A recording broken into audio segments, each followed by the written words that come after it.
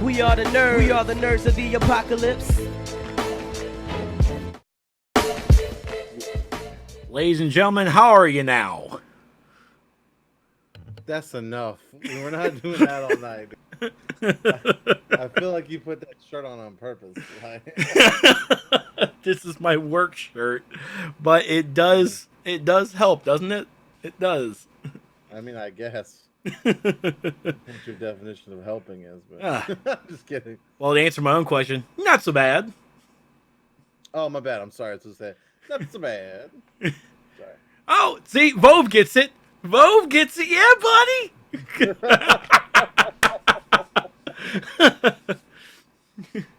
For those that don't know, we're referring to a little show called Letterkenny, and I don't know why. I enjoy this show, but I watched like 2.5 seasons. Hey, Vault Hunters! Welcome to the Inner Circle. Try not to blow nothing up. Here we go. Starting off right, Curse One with a tier 3 sub. Mwah. Mwah. Thank you so much, Curse. As usual, you know we love you. And yes, these beautiful, beautiful two, because he hasn't introduced me yet, so I'm gonna wait for that moment, Curse. Well, I tried to. I fucked it up. I know. I'm sorry. It's okay. I didn't realize this was the Letterkenny report. I thought it was a game. Figure it out. Figure it out. I'm of course Trex, and alongside me is my fellow Canadian hick. Feather? Is that what you said? Well, probably did say feather. I did. I need to figure it out. So figure it out, Stevie B. Yeah, sorry. I'm on my 4th binge of Letterkenny, so I'm backed up on anime. I'm backed up on my primetime television because Hulu has 7 seasons of Letterkenny, 7 episodes each, easy to binge through. And Letterkenny is actually on a live tour starting this fall, or starting this winter, and they're going to be in Atlanta in March. I think we should go. Are they? Yeah, man. We'll talk about it. But enough of all that.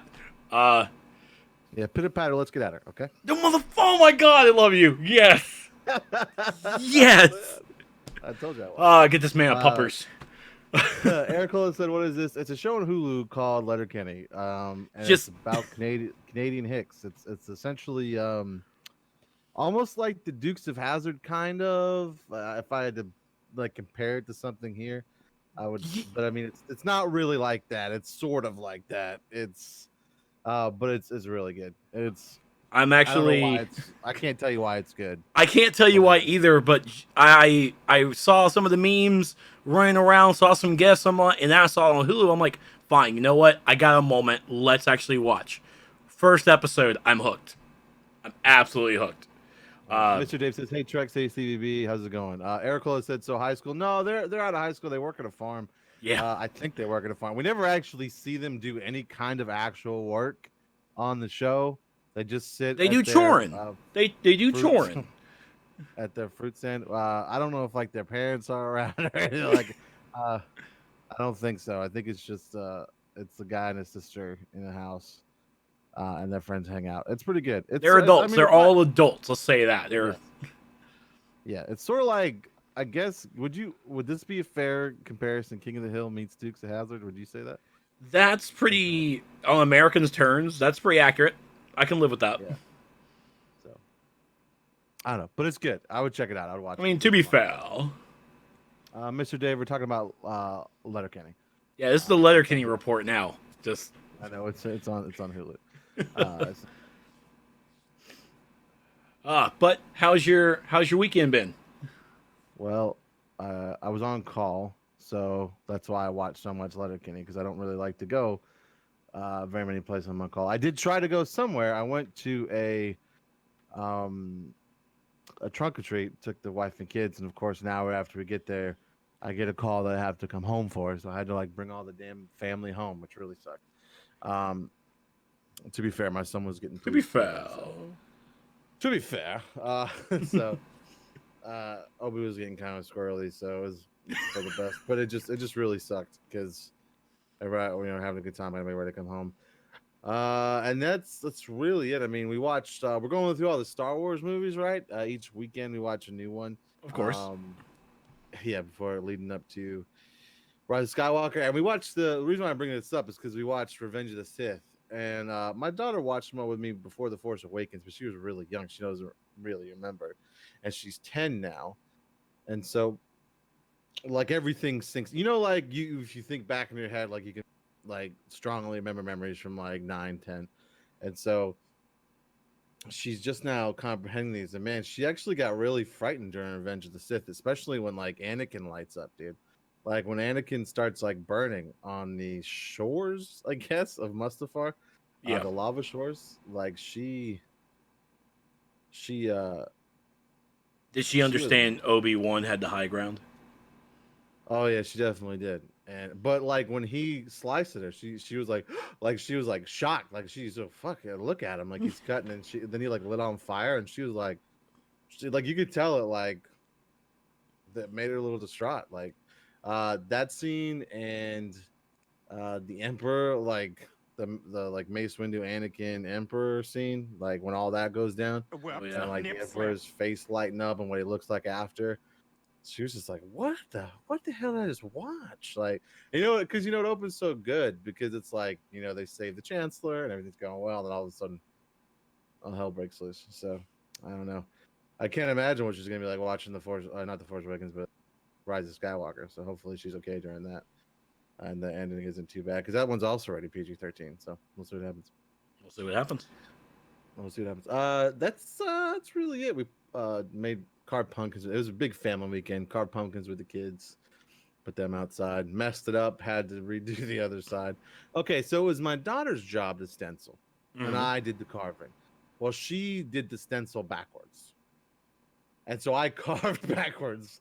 And about halfway through the carve, I was like, I realized that what was about to pop out was not the part that was supposed to pop out of the pumpkin.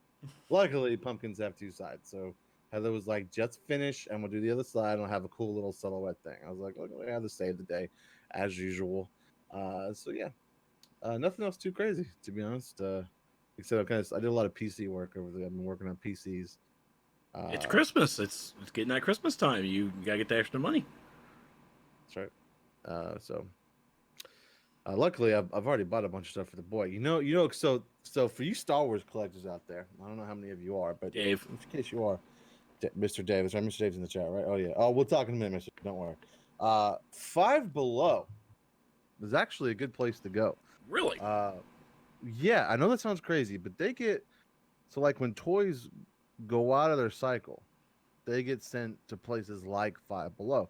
So like all the stuff that doesn't sell at like Target and Walmart and Best Buy, they all go to Five Below. So like I think back in March, they had like full A-wings. Like you know what an A-wing is in Star Wars? Yes, it's an A. It's shaped like an A. Yeah. For $5. Like the big ships that go in like the 3 3/4 figures. Damn. $5. So I was like, I'm gonna go ahead and take care of Obi's Christmas here in March. So there was something else too. I can't remember what it was, but it was a villain ship as well. I bought both of them. What was your Transformers looking like there? I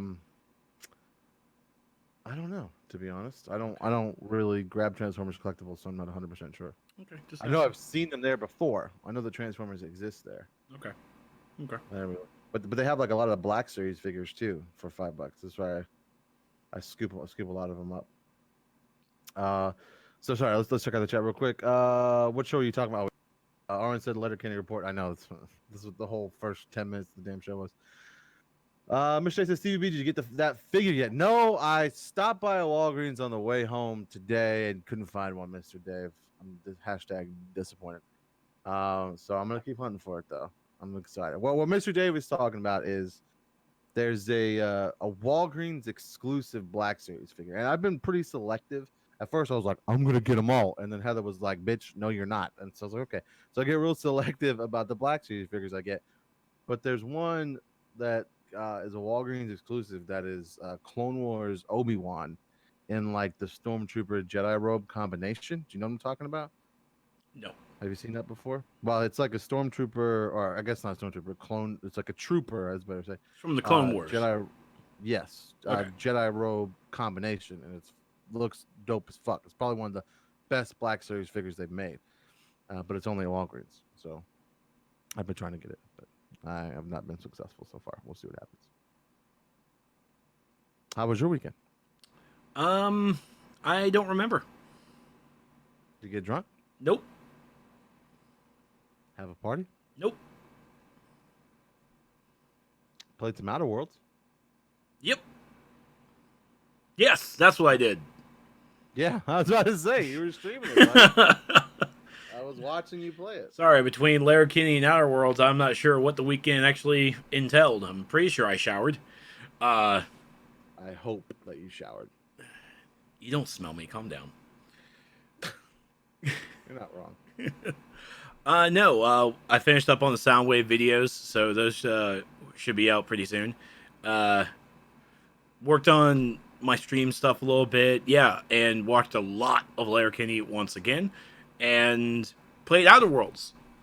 I'm about 13 hours into Outer Worlds right now. I got Outer Worlds, but I haven't played it yet. Well, I only have 30 days of that dollar with Game Pass, so I'm getting it done. I figure. Oh, by the way, there is a deal right now. If you go to the Taco Bell website, where if you order a box, you don't have to order a delivery. You just have to order a box from the app or the site to pick up later. You can get 14 days of Ultimate Game Pass, and then a couple of days later. So after you order the box, it took me 2 days to get the email. You get 2 days to get the email to give you 14 days for free, and then 2 days after that, you get another email saying, "Hey, if you." It's weird how they do it, but so you essentially get 44 days for free. So I'll go over that with you post stream, but all you gotta do is go to the website and click on the deal at the very bottom, and then it takes you to the box page of the site.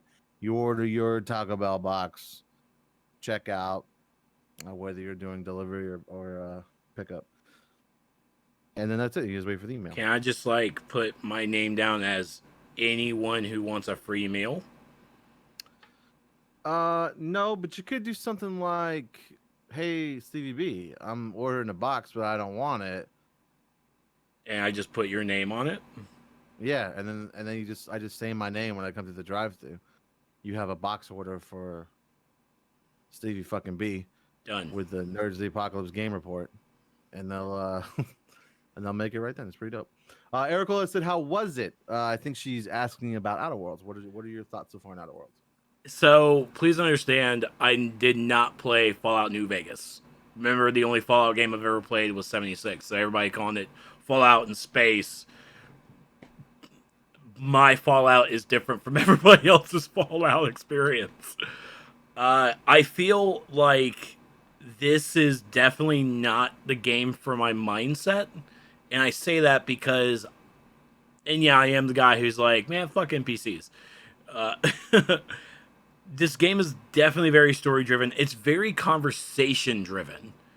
And I do like the conversations that I have occurred. Like, they actually notice what I'm wearing. So I need to be conscious on, I need to change my outfit before I talk to these folks. Walk around naked. No, I can't do that. Damn it. I don't think so. I never tried. Hashtag boycott Outer World. Wow. So it's very, very conversation driven. I feel like I've done more talking than more action. Like, I feel like I've done an hour worth of conversations in this city of talking to this person. Okay, you need me to go find this guy? Okay, cool. And Arwen, on the first day I streamed it, he was like, I hope you're prepared for side missions inside side missions inside side missions. I'm like, well, I get the reference, but that's kind of creep. No, it's true. Every person I talked to was almost like a side mission. And there's an extra side mission. Here's an optional thing you can do. And it just stacked onto itself. And I was in the news. Dog. Like, I got side missions for your side missions for your side missions. I mean, that's right, Exhibit. That's right. And so and it was actually last night that I was in this city doing all sorts of talking and running back and forth, making sure it's like, okay, can I leave the city now? Okay, cool, I can. I go out, first thing I shoot like maybe 3 things, and then my whole computer crashed. I'm like, oh, well, I guess I'm not going to do any action. What? Yeah, it was funny. But there's just a lot of conversation in it. It's a very heavy dialogue, and I feel, and I'm going off of by what I've watched in my clips and what I've edited, that I've done more conversations than I've done in action. And I don't think that it's balanced right. I'm still going to continue playing through to beat it, to get to the credits, but I'm just not sure. I'm more or less enjoying it for the fact that there are some funny moments in it. The dialogue between the companions are absolutely great, and it was actually, I will shout this out, the Mathers mission did make me giggle. It did make me giggle. I didn't expect that. I don't know what that is yet. Yeah, you'll like that. Oh, it sounds filthy. But even today, as I talked about it last week, I listened to Greg Miller's thoughts today finally during the Kind of Funny Gamecast, and heard the rest of the cast on their thoughts about it as well. And I'm only 13 hours in. Greg Miller beat the game in like around 20. In around 20 hours. Arwen over here in our Discord, in another Discord, he posted that he beat it in 15. And he even missed 2 companions. I'm just like, that's weird. I didn't know what to do about it, because I'm over here like at 13 hours in, and Co Carnage is still playing it. And first off, Co's playing it Supernova Hard. Let me tell you about this difficulty, folks. Supernova Hard is survival. The game turns into a survival-based game. You have to eat. You have to sleep. You have to drink in order to keep your staminas up. If your companion dies, it is permadeath. So I'm watching Co Carnage literally reboot the game every time his companion dies. He is load gaming for reals. But he's been playing it for the past, I think, 5 days. Like almost 8 hours a day. And he's level 29. I don't know if he even beat the game yet today or not. So and you've heard folks say that they beat the game in like that 30, 35 hours range. We got Arwen at 15, Greg at 20. I'm sitting at 13. I'm like, what category am I going to be in? Yeah, it sounds like there's a lot of missable shit. That's what it sounds like to me. Yeah, and I'm trying my due diligence, but I do get bored because I don't want to keep talking to individual people. Like, I'm going through the conversations because I'm curious about what they're saying. But at one point, I'm just like, okay, you know what? I don't want to talk to you anymore. I want to go shoot shit. Can I go shoot shit? I'm going to go shoot shit. I'm going to go shoot shit. And I'm actually doing it pretty... And the combat is standard FPS version. You can control your companions a little bit, but your companions can do like finishers if you have a certain stat increased. And the stat system for the skills and the perks is pretty bitchin'. I really do like the system. And as soon as I saw the system while I was creating my character, oh yeah, I definitely popped out my RPG dice rollers, and I definitely made this into a D&D style. All my skills, all my perks, based off of my dice rolls. I think it was Arwen came in, hey, what's your build? Whatever the dice say. Someone else came in, what build you're going for? I went with heavy weapons. Yeah, I went with my D20. I have no proper build whatsoever. I can do more damage in melee than any of my ranged weapons, but I'm not melee at all. Why are you so extra? Well, so difficulty-wise, I did not want to go Supernova because I didn't want that survival experience, so I went hard. It was like, all right, let's do hard. No, I was getting rocked every time on hard. I'm like, okay, hard's not going to be for me, because even it said, hard, if you want a challenge, you're fucking right. Woo! I was not surviving. So I went down to normal. I'm like, okay, we're good now. Now it's enjoyable. But at 13 hours, I will say that if you are a person who, I guess, liked Fallout New Vegas, if you are a person who likes having conversations with a lot of people, and if you want to see where capitalism can go, then pick up Outer Worlds. Pick it up for $1 or however much on the Game Pass, whatever. It's free on the Xbox Game Pass. Get it on PC. Get it on Xbox. Cheaper than GameFly. Cheaper than whatever. But yeah, it's cool because the Ultimate Game Pass, you can get it on PC. But I was a little disappointed because it's not cross save. So if you can get it on the Xbox, if you have Ultimate Game Pass, you can get it on the Xbox and the PC, but your saves don't cross over. I was wondering if I saved it because I'm on PC. If I save it on PC and I lose the Game Pass by go ahead and pick it up on the Epic Game Store, will it still pick it up?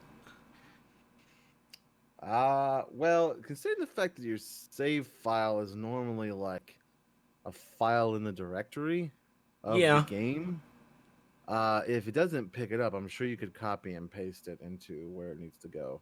Very true. That was like a thought that just came into my mind with it. But, I mean, overall, with Outer Worlds at 13 hours, I'm having a decent time. I'm not immediately going, fuck this, because I've finally done all the talking I need to do, and I can now go and shoot shit. Which I feel the shoot shit's going to be maybe about 30 minutes compared to the hour-long conversations it feels like. And it's a feeling. It's not an act. I'm afraid to even go back into my highlights and actually measure the number of minutes, how long I'm doing conversations, versus I have to go out into an area to kill stuff. Because I feel like the killing stuff is much less time consuming than the conversations, which is not good for me. True. Let's see. You guys said the cursor said, "Wow, that's really short for that kind of game." Yeah, I feel like you can make it longer, but you have to talk to every single person. That kind of is a pain in the ass. Oh yeah, Owen's like, yeah. I was like, what? It's done. Are you saying that the game feels like it's not finished? I wouldn't say you ever said that, right? Not for me, no. I'm only 13 hours in. I'm only 13 hours in, and I'm on quest-wise. I was started on one planet, got to the colony ship, did one mission on a separate planet that I actually haven't gone back to do, but I'm on a second planet to do main stuff. So I'm early on. But I'm just not sure how long it's going to take me to actually beat the game, because I am kind of talking to every single person. Okay. The curse says still kind of let down, but still on the list. Oh, Aaron said, I mean, it's finished, just the main story was short. Okay. It's still kind of let down, but still on the list to play, though. Yeah, for sure. Aaron said, in a sense, I'm glad I'm done with it. So much updates on my other games. That's right. Machete says, hello, nerds. How you doing? How's it going, Machete? What's up, Machete? Good to see you tonight. I did play a little bit more Battlefront 2. I will say that. I've been playing a lot of Battlefront 2, to be honest. I've been doing that while working on PCs, like waiting for updates to go through and stuff like that. Because I did a lot of hard drive cloning this weekend, so I was playing Battlefront 2, waiting for the hard drive to finish. And man, it's so much. I know I've said this before, but it's so much better. Like, I stopped playing it when it first came out because of how bad it was, but it's such in a better state. And I wish more people would. Yeah, I mean, you don't buy a game on the first day. You wait a year. You wait 6 months to a year, and then you buy the game. That's Curse's way to do it. Yeah, it's not wrong. Yeah, but so like it's hard to level things up originally because you have to be semi decent at the game to level yourself up, because you're leveling up. Your points depend on your kills. So if you flip game and don't get any kills, but they just put out this co-op version. So like, it's not a co-op. You're not fighting anybody but AI. Win or lose, the deaths that you give to AI players count points wise, like they would if you were killing another player in a different PvP mode. So it's a good way to level up your heroes and your classes without them not as great of hoping that you're better than everyone else. So like you can get those better cards, because better cards in that game. you can't buy them anymore. It's not pay to win anymore, but it's still like earn to win, if that makes sense. I hope that made sense. Like you can't like buy this stuff anymore. Like they shut down like actual money spending on it, and so if someone has been playing along with you, they're going to outshoot you regardless. You're just going to have to wait till you get it. When you're doing the co-op mode, there's no one that is better than you that you're fighting against. It's all just AI, and you kill them and you level up real fast. Like I get like 3 to 4 levels on classes and heroes every time I play a co-op match, as long as I'm not playing with complete imbeciles, which has happened a couple of times. But when me and Showtime, I mean, you guys saw it on stream. Like when me and Showtime were playing, I was leveling up crazy. That's just a thought if you go back to it, if you happen to go back to it.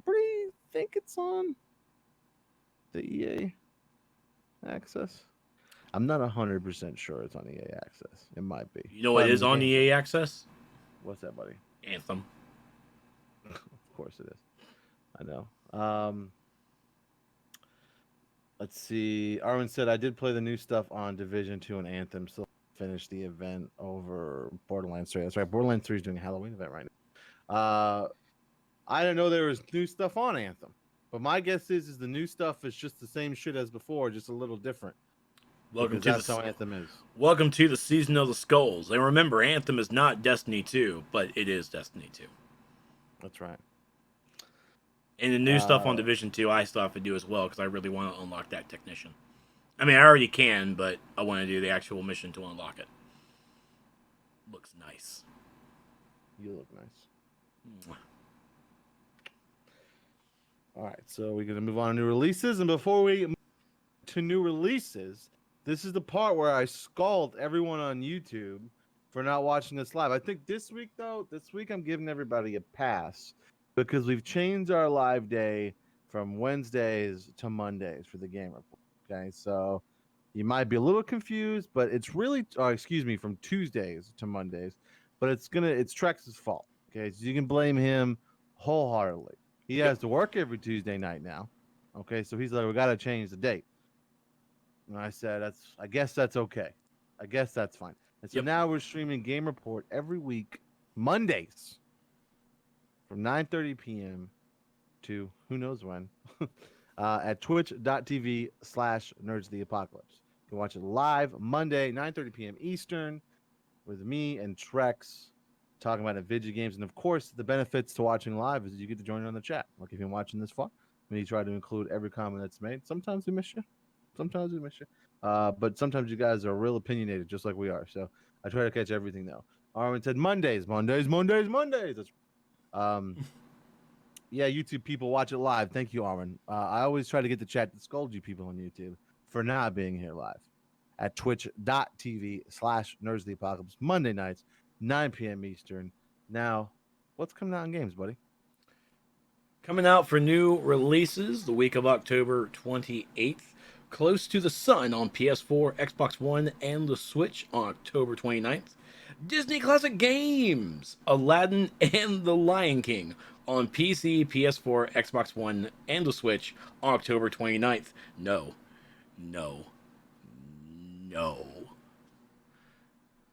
The Lion King is evil. I couldn't beat the Lion King as a child with my mind at its peak. God knows what 33-year-old CVB would be like trying to play that shit. It would not be a Disney PG movie, I know that. Or even G. I would not be a Mighty King, let's just say that. Vampire on the Switch, October 29th. After Party, PC, PS4, Xbox One, October 29th. That's actually a game. It's a game I'm going to definitely pick up because that's also on the Epic Game Store on PC. Which Vampire? After Party. After Party. Okay, I'm sorry. Yeah, After Party is the one with you and your buddy. You have to out party the devil. Okay. Get that devil of puppers. Gwent on iOS, October 29th. Earthfall, Alien Horde on the Switch, October 29th. Devil May Cry 2 on the Switch, October 29th. Resident Evil. Okay, I gotta stop you. Go ahead. This is my forte here. This annoyed me because Devil May Cry 1 is out.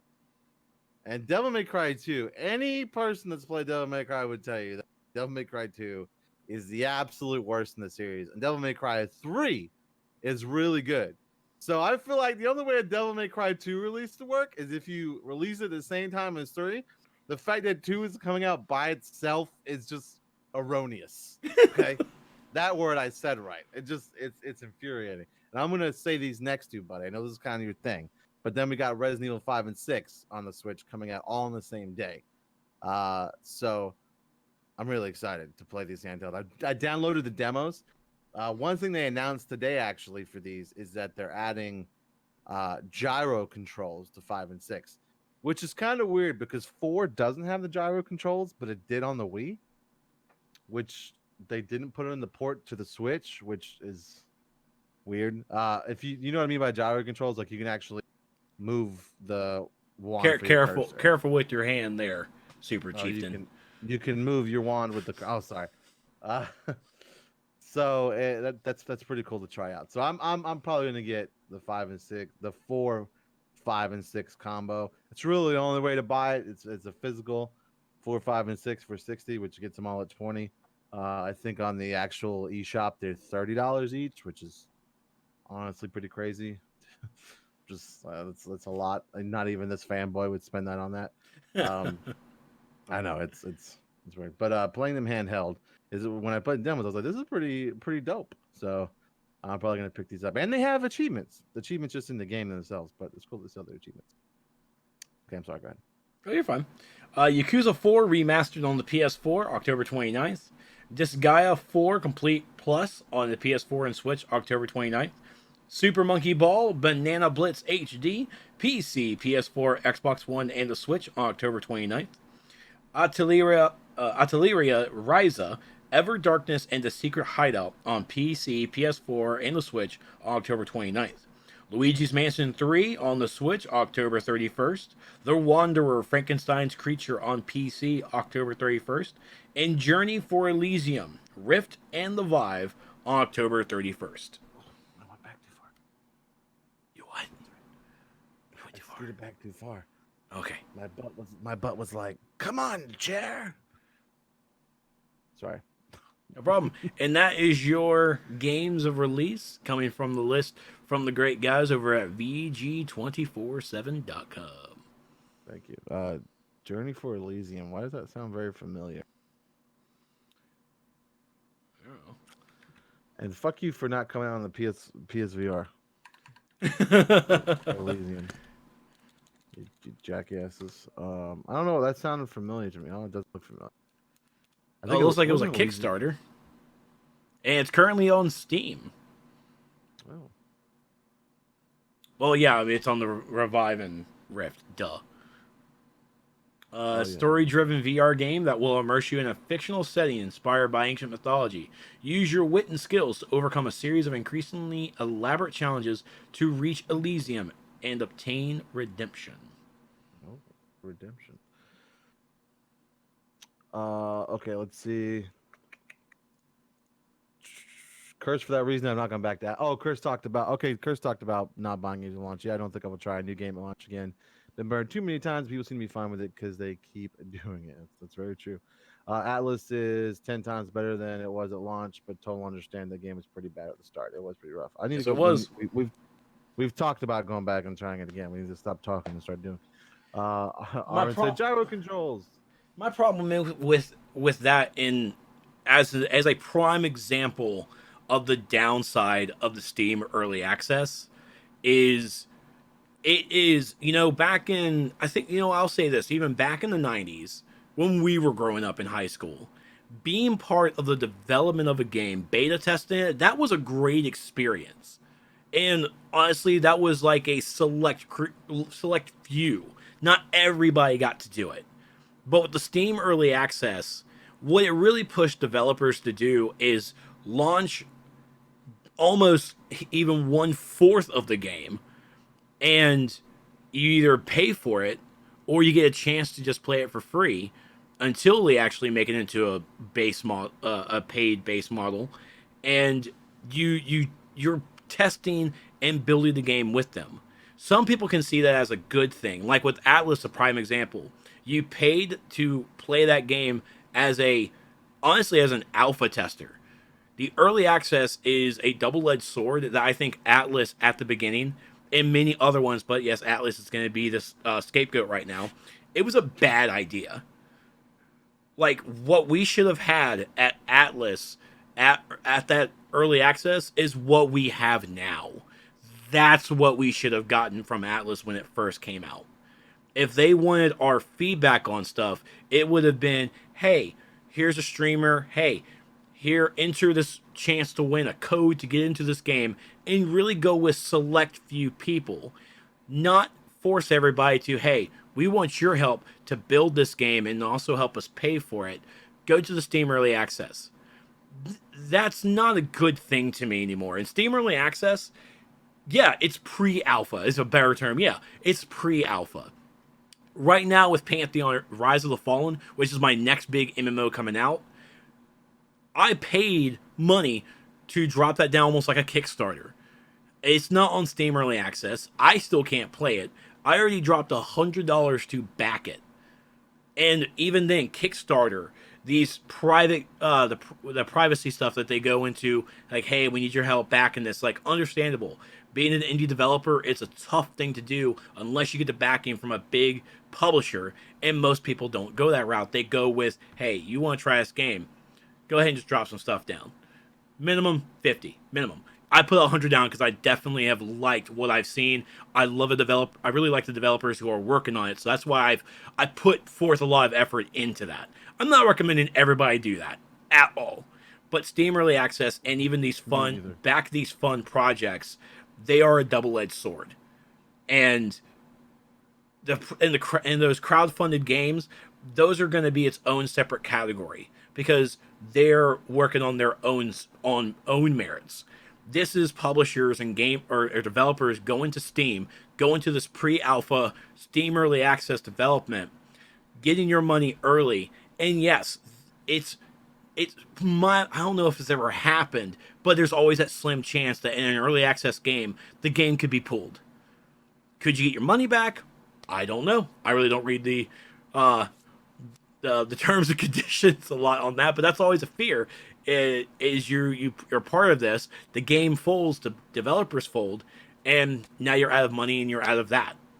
So with the Steam Early Access, Atlas, for what it is, I'm super happy that Atlas is where it needs to be. But Atlas came from Ark. Ark was already an established game. Atlas is basically just the shipbuilding portion of it made into a separate game. It sounded like you said a shit building. I know, I almost did that.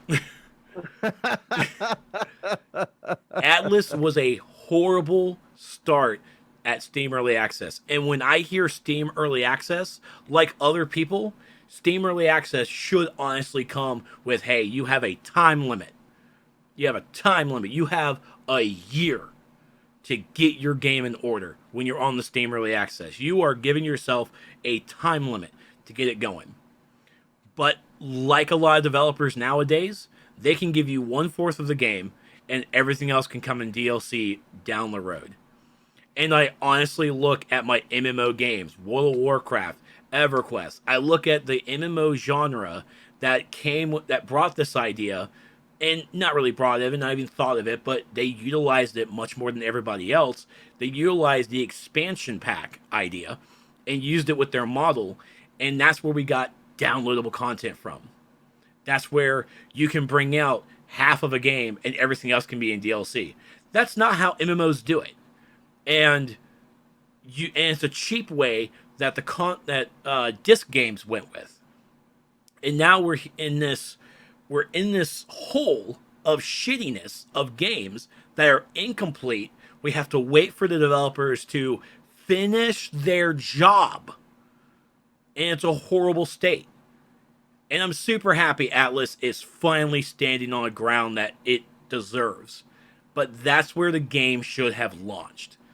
And I'm pretty sure they can always come back and say, if it wasn't for the community, we wouldn't be where we are right now. That's right. You're right. You're absolutely right. The community have certainly helped you along that route. And you just should have done it better. because there's another way to do it without having people pay $50 for a game that you can't get in on day one, that you have multiple bugs that you're having to fix for 2 weeks. And even then, even with the Steam refund policy, because of the crashes, because of the loading, they can't get their money back. And they're stuck with this game that is, for a better term, shit. Until, what, a year later? A year? I mean, Sea of Thieves was almost on the same aspect. No Man's Sky. Okay, No Man's Sky was actually a finished game, but there was still some stuff missing, a lot of it. But, I mean, No Man's Sky is really the combat game of the generation. But at the same time, I can't wait to see what Atlas is like. Atlas might be a whole new contender now. But and we're gonna talk, and we're gonna talk about this in a little bit, because it is one of the articles we're gonna touch upon. But push the game back, push it back, way back. See what I did? No, you're a sports guy. Sorry. Push it real good. Nope, that's not what I went with. But all right, enough of my venting. You ready for the news? Thank God. Let's hear the new gaming news. Let's do it. New gaming news for the past week. That's right. So we're going to start this off with drama. Well, not really drama. Drama? That's not... Is this a drama report? Oh, this isn't really drama. It's not really drama. It can be construed as that. So okay, here... So I have an opinion about this. So go ahead. I'm sorry. I don't mean... No, you're good. So this is kind of a twofer, because this also happened during the same weekend. So yesterday, coming from Zach Zwyan... Oh, I butchered that. I'm sorry, buddy. Coming here from Kotaku, King Gothalion, he is moving to Mixer. And this is also on the heels of one of the top streamers on Twitch, Shroud, one of the top CSGO streamers. He is moving to Mixer as well, exclusively. King Gothalion is moving to Mixer, but I don't think there's an exclusiveness coming along. But this is two... I'm going to go with Shroud's more of a top Twitch streamer, but King G here, he has his own horn that he can toot. He is one of the top Destiny 2 streamers. He is really, really good. Oh, that's rude, Dave. That's rude. I agree with him. I never heard All right, so okay, so here's okay. Let's talk about this. Go ahead. All right, so I have a few things because I like really looked into this weekend, because I mean, sometimes when you're a Twitch streamer, you got to give the thought to yourself, well, maybe you have to give the thoughts of, is moving to Mixer a good idea, right? Or is like trying to stream on both for a certain amount of time a good idea? So what kind of culture is Microsoft and Mixer creating when the only way to get people over to their service to watch their service is by paying big bucks for Twitch's top streamers? You're developing like this culture of the only way to bring people over is to buy the big popular people. I don't think that that's good. Instead of like it being a place where it's better, you make more money essentially, or something, having something like that, they're trying to get people over by paying big bucks for Twitch's top streamers. They're essentially going in and I don't know what the word is. Poaching, I guess. Is that the word I'm looking for? Like poaching, Twitch's top town. Poaching could definitely be the term used. It could, right? Yeah. And they're like, here's this fat check.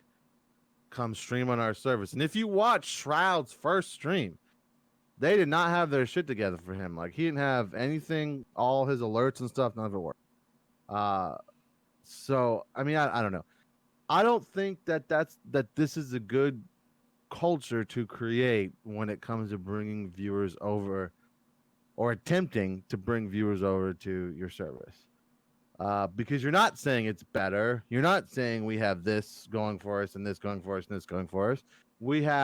You have to come here because we paid for the person you want to watch the most. and I don't think that that's good. I don't think that that is going to work. For like, what happens?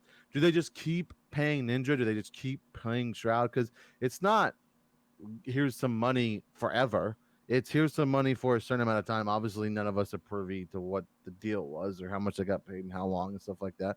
But I mean, they could just decide to leave or something of the sorts, you know, like, so I don't think it's a good way to push your service. And so remember everything you just said, that nice paragraph, and look at Curse One. Is that not the same thing Epic is doing? No, it is.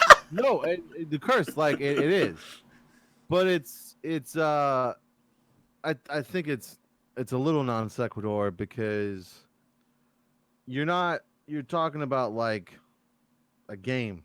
Like, I'm not double clicking on a game and playing it from a different service.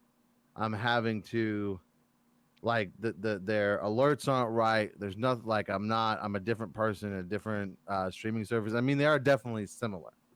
But I don't know. I think it's a bag of fruit, but a different fruit.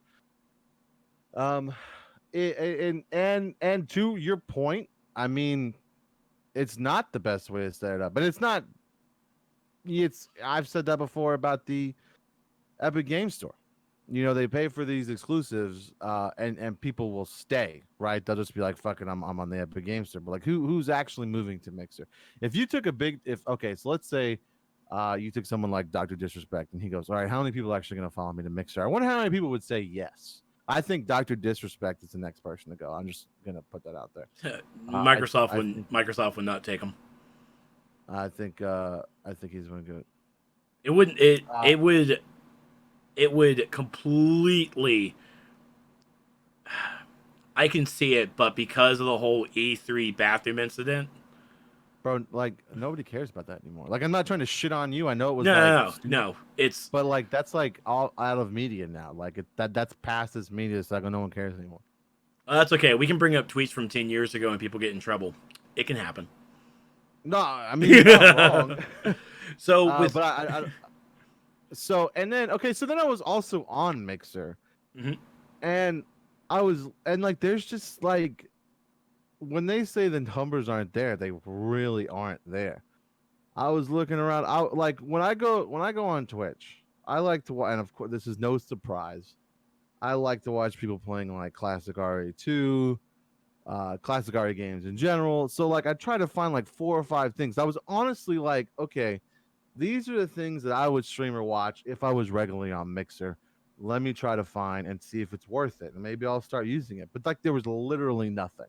I know it's like, oh, that comes with time, but this is really going to come with time, because people are coming to watch Ninja. Like, no one wants to make this move if they're not getting a paycheck from Mixer. Name a streamer that's made this move fully that is a partner. Name a partner that has moved to Mixer because they're like, oh, Mixer is better. I will be better off there. There's nobody that I know of. As far as I know, King G here is doing an exclusive thing, but I don't think that this is on the same aspect of Ninja and Shroud. I think he's making this move to better himself and his community. This isn't something like it was Mixer approaching him. I don't think. No, because he said that he's going to be working directly with Microsoft for gaming events and stuff like that in charity. Okay. Yeah. I watched his little video the other day. Okay. Oh, but I mean, if you like people move to Mixer, that's fine. But like, I haven't watched Mixer. Like, I don't really fucks with the Mixer. I go on Mixer to watch DCUO stuff. And that's the thing. The a couple of the DCUO streamers are on Mixer, or also streaming on Twitch at the same time. Which, if they're affiliates, of course, that's a bad thing. But it's like, fuck it, we play a dead game. Who's gonna fucking tattle on me? Stop it. Well, I mean, yeah, it's only bad when you, and like, do they ban you or do they just tell you to stop? I don't know what. You know what? Let those motherfuckers try and ban me. It's like, oh, you're gonna ban me? How long? 2 days? I can show my pussy, and will it be 2 days? Oh Jesus. So, and I don't think that Mixer will be any better with stuff like that. If like someone like Amaranth moved over there, ton of money. I mean, are we positive Mixer would be like, let's say you're banned? What does Mixer have the fucking staff to handle streamers like Amaranth and shit like that? Yeah, like Ninja and these other big streamers like piling on to each other. You know what I mean? I mean, most of the I mean, I think so. And Amaranth wouldn't be allowed there because I don't think they actually do ASMR. I know they have a couple of music stuff, but I don't think they do ASMR stuff over there. Well, she doesn't have to do ASMR. She also plays Just Dance. Yeah, they also have a strict, as we've talked about, a strict dress code. I mean, she can wear what she wants. Put some clothes on. I know. Put some clothes on, woman. Trek said it was a dead game. I'm not. So, I mean, to be fair, like to be fair, Trek said to be fair. I mean, like a few months ago, when it came on the Switch, you had like 100 people on the stream, so it's not necessarily completely dead. It's not live either. I know. So the move for King G is pretty cool. Like I said, I've watched a couple of his stuff because he's one of the bigger in the Destiny community, and he does a lot of good stuff. And again, he's one of the guys who has great ideas, and that's one thing Mixer is picking up these streamers, but I don't think that they're there. Like Ninja specifically, they're not there to stream. They're there to really work with Mixer staff to make Mixer good. Like these guys here have ideas, and either Twitch listens to them or not, or they go with the idea and Twitch doesn't really adopt it. But these are also ideas that could go to Mixer, and Microsoft would just go, yeah, we like that. Let's see if we can implement that. Let's do that. Let's do that. Because, I mean, Ninja brought a lot of good stuff, like the Amazon Prime stuff that we always see popping up on our streams. That's an idea from Ninja. He put that show on his channel, and Twitch adopted it. Twitch was like, yeah, we're going to go and utilize this system and put it in our stuff. So I think these guys have great ideas to, as King G even says, to help more streamers out. And Mixer will probably do that. I don't think we're going to see Mixer have Twitch competitive numbers because Twitch has Amazon, and we know Mixer has Microsoft, but Twitch also has developers. All right, even specifically Gearbox. I don't think that Gearbox extension works with Mixer. No. Does Mixer even have fucking extensions? Like, I don't think that's a thing.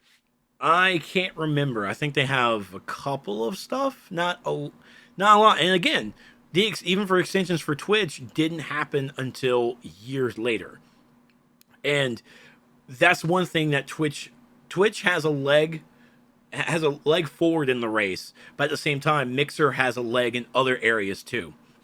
The channel points that Twitch is now adopting in beta form, that was on Mixer at launch. Mixer has had that stuff. Yeah, the EchoCast. I don't think Mixer has the EchoCast. But even it is a different crowd and a different environment. That it is like you have to be partnered. You have to be well on yourself. You're literally quitting one job to go to another, and you're starting at the bottom. Now, true, even here in this article from Kotaku, King G, currently his new Mixer account already has racked up 11,000 followers only after a few hours of announcing the news. But as we all know, just because you have 11,000 followers doesn't mean you're going to have 11,000 views. Those are just people that are just going to click there, follow it, and you're going to have to look at your concurrent viewership to really see how you're going to stand. But King G here is doing it for his community, doing it for himself, moving somewhere else. You know, sometimes it's even I see Twitch becoming a real toxic environment from the upper management, from San Diego or San Francisco, where the fuck their office is, and maybe Mixer is just like, you know, starting off new. It's like, you know what, grass might be a little greener right now, or at least we're gonna grow it to make sure it is green. But more power to Shroud and King G on their move, and hopefully good success on ya. That's right. The person says, "See, to me, people moving to Mixer does not affect me on a personal level, but Epic does because it not splits up my games, but it also makes me put more junk on my PC. Now, I'm fine if the game company makes their own store for their game. Um, yeah, I still think we're comparing apples and oranges. But we're still buying from the same grocery store. I totally get what you're saying, and I understand why people would have a problem with the Epic Store thing, why that's an issue. But like, I don't know, like you get your bits on Twitch and you do all this stuff, and it's like, do you want to support some streamer also on Mixer? Like, how does that work? And And I will say this as well is I don't, and we actually mentioned, Arwen mentioned it yesterday on my stream because we talked about it a little bit when I brought it up, is the payout for Twitch. You know, even on YouTube it's $100 minimum to pay out. On Mixer it's $50, so it's a lower payout threshold on Mixer. Yeah, what's the percentage on Mixer? Like, what do you get for a sub? That I am not sure. Yeah, I'm not saying that to be like a dick. I'm generally No, it's a valid question, but it's just the payout there, just so, I mean, even for a month, like right now on my Twitch account, I have $50. That $50 could go really well right now as I'm trying to get my apartment, but I have to wait till I reach 100, which may be next month. But just making it be like a $50 threshold, that was quite appealing to me. It's like, that looks nice. But you're right. The percentages on how much Mixer takes a cut and my cut, that's an excellent question to ask that I definitely need to research on. And I also would say this, that it's probably a lot harder to get subs on Mixer for two reasons. One, there's a lot less people, and I don't mean that to be shitty. Like, there factually a lot less people that watch or use Mixer in general. Yeah. Two, having like you said before, having the connection to Amazon Prime helps ridiculously because every person gets a free sub if they have Amazon Prime. Yep. They don't really have anything like that at Mixer yet. I don't know what that would look like at Mixer. I mean, really, they could tie that shit to the Xbox Game Pass right there, couldn't they?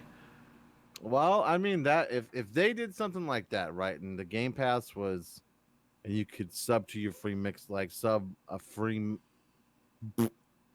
give a free sub to your favorite Mixer streamer. I talked the words. Y'all saw the clip today. I talk all the words right. That would be cool. I would actually, if that was the case, I would go out of my way to find a Mixer streamer that I like that I could sub to, even though if I didn't watch them that much, or watch her that much, or watch them that much. Yeah, I would find one to sub to because I hate that goes to waste. Yeah. So I would try to find someone to support. So I mean, that's actually a fantastic idea. Yeah, and another thing, and it is television.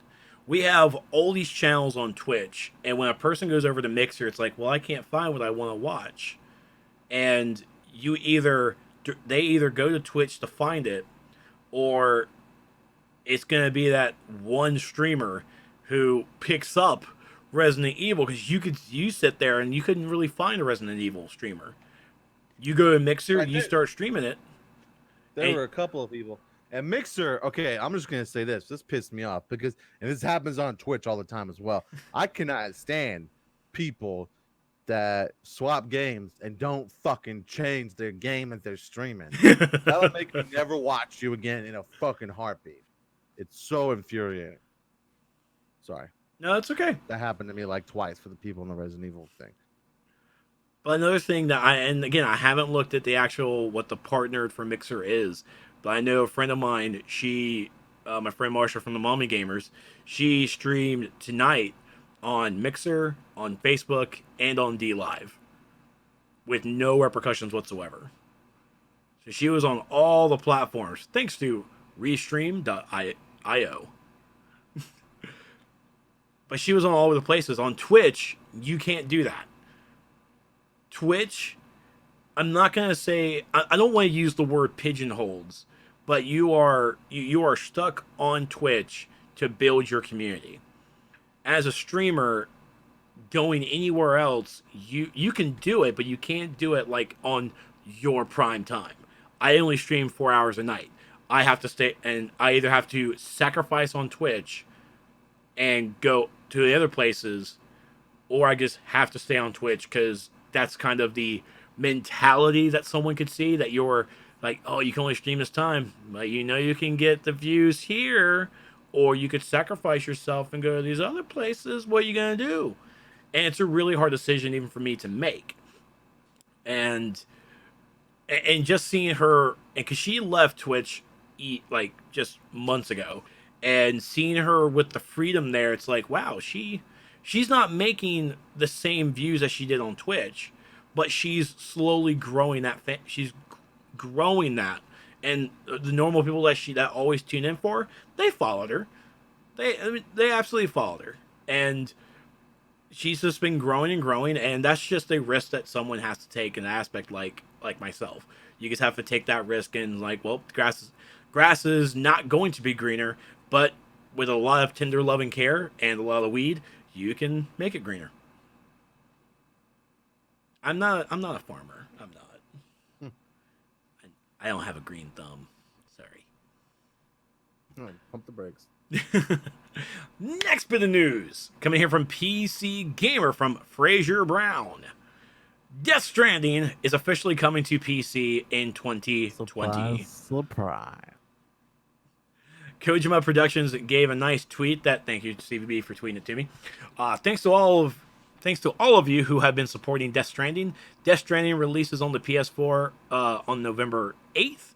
And furthermore, Kojima Productions is happy to announce that Death Stranding will be coming to PC in early summer of 2020. So what you gonna do? What are you gonna do? That's the fucking question, bro. What are you gonna do? Are you gonna wait? Are you gonna support the PC Master Race? Or are you gonna go with the console plebes and play in like a week? I mean, actually, my PS4 is already packed up for the move, so I guess. Oh my god! I knew you were gonna come up with some bullshit reason. I'm moving on the 15th. Smells like bullshit to me, sir. And this is one of those that I really think that the reviews are going to be mixed. Because you're either going to be a Kojima diehard and absolutely love this, or you're going to go in and it's like, yeah, I like Kojima, and play the game. What the fuck? Even Conan O'Brien was confused, and he played it. I think some people are gonna play this and be like, "The fuck?" Like, that's also a worry too. I'm not getting this right away. I don't think. Well, that's what I'm also worried about too, because like I want to get it on release, so I can play it, so I can stream it, because I'm willing to sacrifice my mind to actually go into this drug trip of a game. But it's the week of I moved to my new apartment, and then yeah, like if I want to play it on PC, I have to wait 6 months plus, and even then the reviews are going to be out. Everybody's going to be memeing it. Everybody's going to be gifting it. Everybody's going to be talking about it. It's like, so it gets spoiled for you. So what would be my reasoning to wait that month of time to play it on PC besides playing it on the best console platform? Well, I was going to say platform, not console. Sorry about that. The best platform with all my beautiful NVIDIA ray tracing RTX on beauty. Stop it. Well, that's your reason, right? You gotta put your PC Master Race where your fucking mouth is, bro. Aaron said, "Did you watch Conan Remote?" He literally said, "What is wrong with you?" Yes, yes, yes, yes.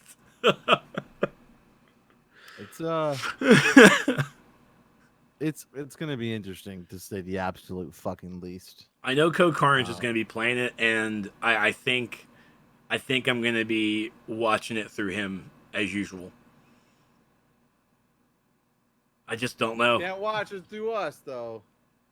I'm not no, because it comes out about the same time as Fallen Order, and okay.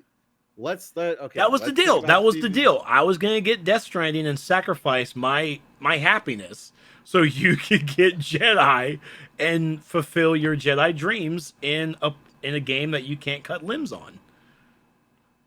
Yeah, but you can still cut through droids, so I got that going for me. I don't think you've been through limbs for a long time. I don't know if I can't remember if you could cut through limbs in the Force Unleashed. Maybe. I don't remember. I don't remember either. I know you could turn realistic lightsaber combat on a Jedi Knight 2, and it's literally like the best code ever put into a fucking game ever. I love just slicing stuff. Like starting the first level, getting all the weapons, including the lightsaber, and just like turn on realistic lightsaber combat and just like going to fucking town on stormtroopers is the best. Hey Steven, is Game Over Greggy gonna play Death Stranding? I don't know, but fucking Trex will tell us, that's for sure. Yeah, he's playing all about it. He'll have the same opinion of Greggy. Don't you worry about that, Arwen. Oh no, Game Over Greggy is definitely a Kojima fan. I am not. I have never played a Kojima game. So, but even with the embargo on that, all the reviews will be coming out on midnight Friday of that release. They are When all is the release date? November 8th, which is Friday. Okay. So there will be no reviews or anything coming out until midnight Friday. That's like not this Friday. Next Friday. Next Friday. Yeah, next Friday. That's not good. That's not good because when they do that, they're worried about their reviews. The games that's how you can always tell like what a publisher thinks about their reviews, because they'll allow the embargo to live like 2 or 3 days before. Yeah, but yeah, like Game Over Greggy, all the guys at Kinda Funny Games are basically picking this game up, and they were going to be recording the Gamecast, but the Gamecast, because of the embargo, it cannot be released until the Friday after midnight on the 8th. So that's where you're gonna see IGN, GameSpot, PC Game. Well, probably not PC Gamer, but like everybody's gonna be launching their reviews on the 8th, and it is a little worrisome. It is a little worrisome because if you're already a person who's gonna get it, you've already reserved it. But for all the undecided voters, undecided gamers, they're not gonna pick this up until they read that review. And it's going to be the day of the game. So any reservation, any pre-order bonus that you get, you're not going to get it. I don't think there really is, but... The Kirsten says sounds like they're hiding something. I agree with you, Kurt. They're hiding the crazy batshitness that they allowed Kojima to do! Well, nobody allowed... That's the problem. Nobody allowed Kojima to do fucking anything. He was unhinged. It's his company.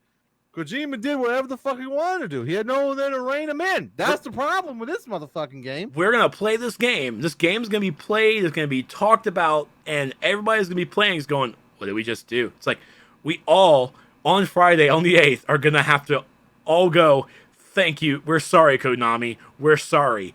We understand completely why you, quote-unquote, butchered a lot of the Metal Gear Solid games.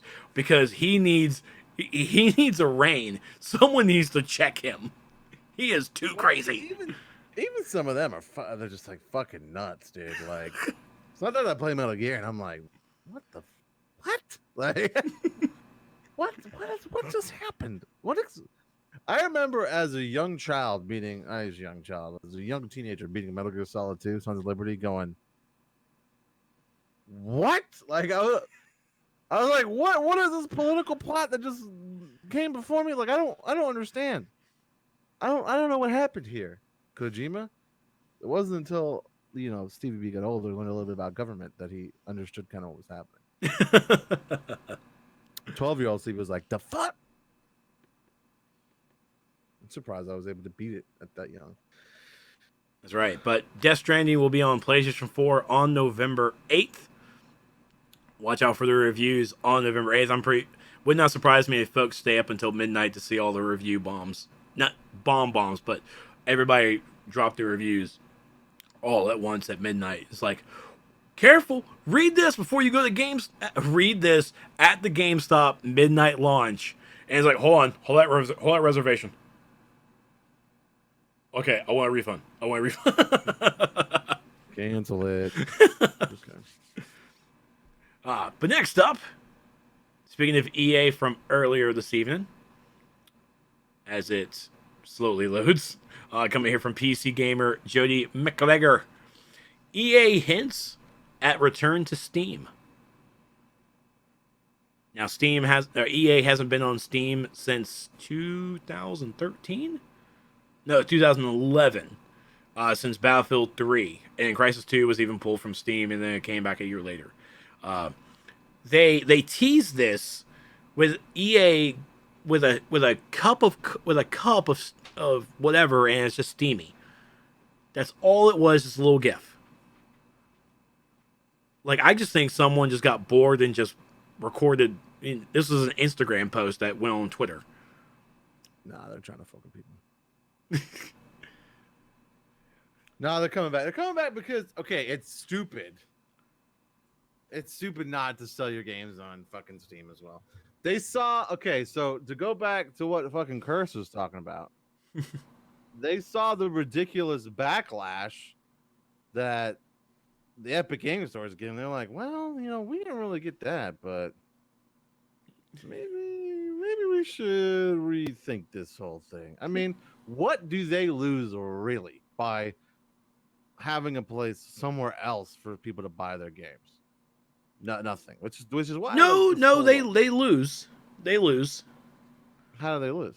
Remember, Steam has their percentage of the game that they get when as the store, they get their percentage and the developer gets their cut. With EA having the games on their EA Origin, that's 100% profit going to them. Yeah, but how many? I guess you got to kind of weigh it out, right? Like, how many games are they going to sell by keeping it on Steam and Origin? Like, how many? Exactly. What they're doing it smart by opening up to, and honestly, just like how Ubisoft does. Ubisoft still has their internal store, but they still allow the games to be sold on Steam or Epic Game Store. But the Uplay launcher still opens. This is going to be in that same turn where we're going to pick up a game on Steam and EA Origins is going to pop up. Either way, EA is going to have us create an Origins account. You're fucking right. You are. Crafty shits. No way. Arlen said, welcome back, boys. Cup of microtransactions. That's exactly what you're looking at, Arlen. It's a cup full of microtransactions. But on the good side for us gamers, it is in fact that playing the EA games on Steam, we get to include our Steam friends list that is definitely greater and larger than the EA Origins friends list. Oh. So there's at least a little something for us. But, I mean, who's playing an EA game these days? Am I right? Am I right? I mean, I'm playing Battlefront 2. Yeah, but for how long? I don't know. It's fun. Mm-hmm. Maybe. I mean, there's going to be Rise of Skywalker content. That's going to be pretty cool. Is it? Yeah, I think so. Maybe. I mean, there's Anthem. I mean, do you think Anthem's going to be better on Steam than it does on the Origin Access? Not a fucking. There's nothing. Anthem is. They might as well just fucking take it out back. Take it out to the barn. That's right. Let's hear from Curse. Unless you have a lot of games, it makes no sense to have your own store because all the servers, people that have to keep up with and with Steam, hand them the game and you're done, more or less. Very true. I think it's just the digital age that we're moving into, Curse. Goodbye, Curse physical. Curse is an old head. Still You know what I mean? I feel you though, Curse. I'm right there with you. See, I love the collecting aspect of physical games. Like, I'm not saying that you're totally into physical games, Curse, but like, I love the aspect of them and collecting them. But fucking Lazy B loves being able to just fucking game from the Xbox menu. I'm just saying, like, it's fucking great. You're not wrong. There've been a couple of times where there's been disc-based games that I own.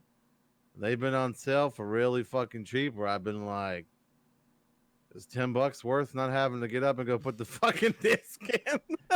What's terrible about it is you have 2 children that could do this for you. Utilize your child labor. Wait a minute. First off, Elena, maybe. I ain't fucking trusting Obi with that shit at all, bro. He can barely handle fucking with my Disney Infinity figures. Just saying. Hashtag just saying. Right.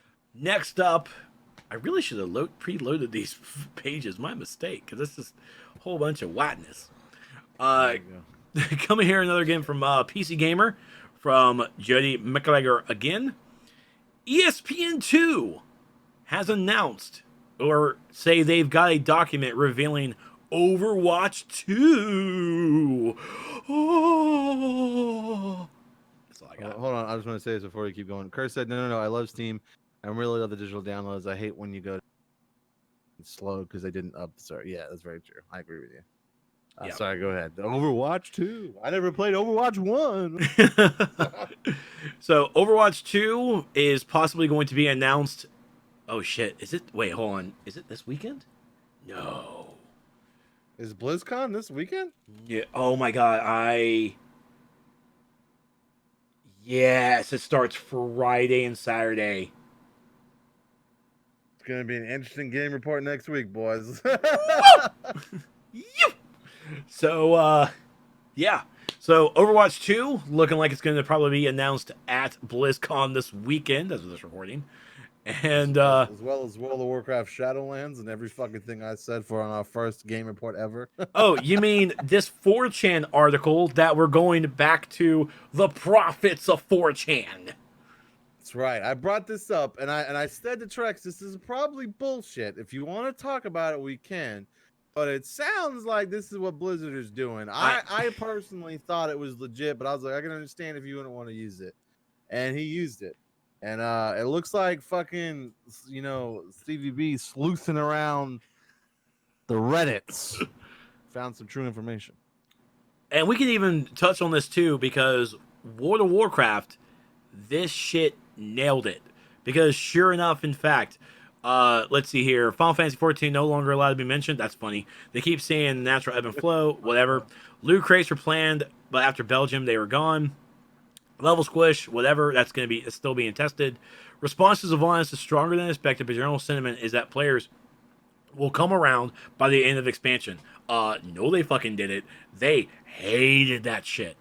Anyways, the one thing I wanted to touch upon was, in fact, this. The Volpera and the Mechanome were the next Alliance races. Sure as hell, those were announced.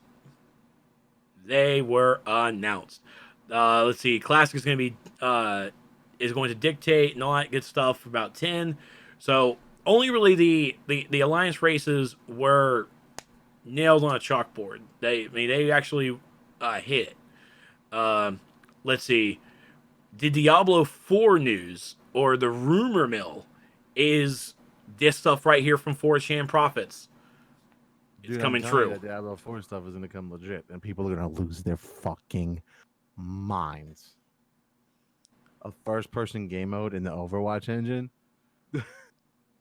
It's going to be like Destiny, bro. People are going to fucking shit.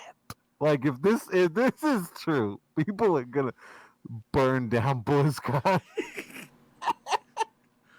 I honestly want to write this up as just little notes about what's actually going to come out, and almost play bingo with it. It's like, all right, they announced this, bingo, bullshit, bingo.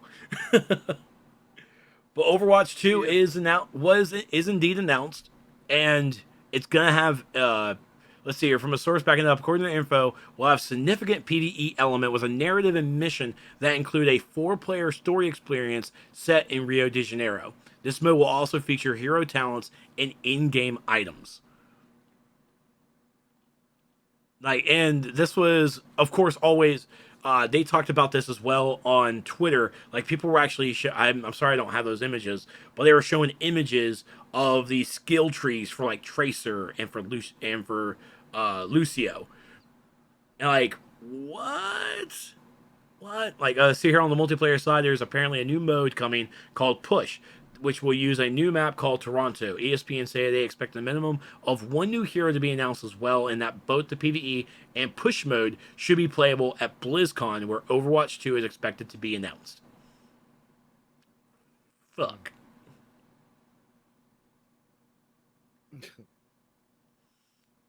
We're also going to hear about Diablo 4 and the next expansion of WoW. I mean, Shadowlands. Yep, and I mean, we have to. We're gonna hear about Hong Kong. We're gonna hear about Hearthstone. I don't know if we're gonna hear about Hong Kong, bro. I think Hong Kong is gonna be fucking a red word. You say Hong Kong at this BlizzCon, you're fucking fired. The words Hong or Kong or even Dong come out of your mouth, you can kiss your career in gaming goodbye. Do you fucking understand me? That's the speech they give before BlizzCon. Yep. Yeah. Even for this StarCraft, this 4chan post again that we need to post it on Twitter again on Discord, but you can read it and look at what could come to BlizzCon, and I think this is some Nosferatu shit from this fired Blizz developer has just dropped it on. This is what's coming to BlizzCon. Hold the applause. If you say Hong Kong at BlizzCon, you'll be sent to mainland China for reasons. Just extradited? Is that possible? You'll be going to our China offices ASAP. Oh my God. So yeah, and even more news on that Shadowlands thing. I don't have it up, but I was reading it on MMORPG, trying to actually find this, or it was on Wowhead. It was on Wowhead. While BlizzCon is going on, they're doing a nice little sale on the BlizzCon gift shop, and one of the gifts on there is a cool-looking Onyxia picture. It's really cool. You know what? I'm just gonna go ahead and get a Wowhead to grab it because it's pertinent to what we're talking about. There it is. I'm just gonna throw it over here real fast. Sorry. Throw it up there real fast. So, with the Blink shopping sale happen for live for BlizzCon 2019, Intrepid fans have discovered a fine art print of Bolvar, the Lich King. And if you play Wrath of the Lich King, you know exactly what happened. On the Gear Shop site. Does this mean Shadowlands is all but confirmed as the next WoW expansion? Because the Shadowlands story would have to include the Lich King and the Scourge. And what someone on this McQuellisme on Twitter noted the URL, the image URL where he found the Onyxia picture and replaced the word Onyxia with Bolvar and came up with this beast of a cinematic image. That, by the way, we have never seen this image. That fellow sleuth. Look at that fellow sleuth. We're just a couple of sleuths. That's fucking insane. Because sure enough, this is a picture of Bolvar that we have never seen in-game. And just to even make it, this is some strong hints to the fact that Shadowlands could be our next expansion. And you won't see it until the next expansion. Sleuthers. How am I fucking close this? There it is. More on this as the story develops. Yes, as Game Report BlizzCon coverage, you'll find it next Monday, folks. Ha ha ha. God, it's gonna be fucking. I can't fucking wait. Can't wait. Okay.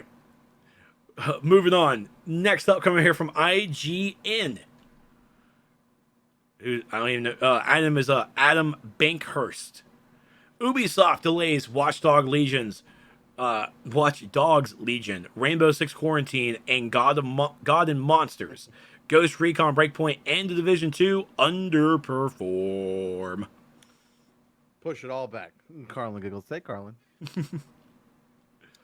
So yeah.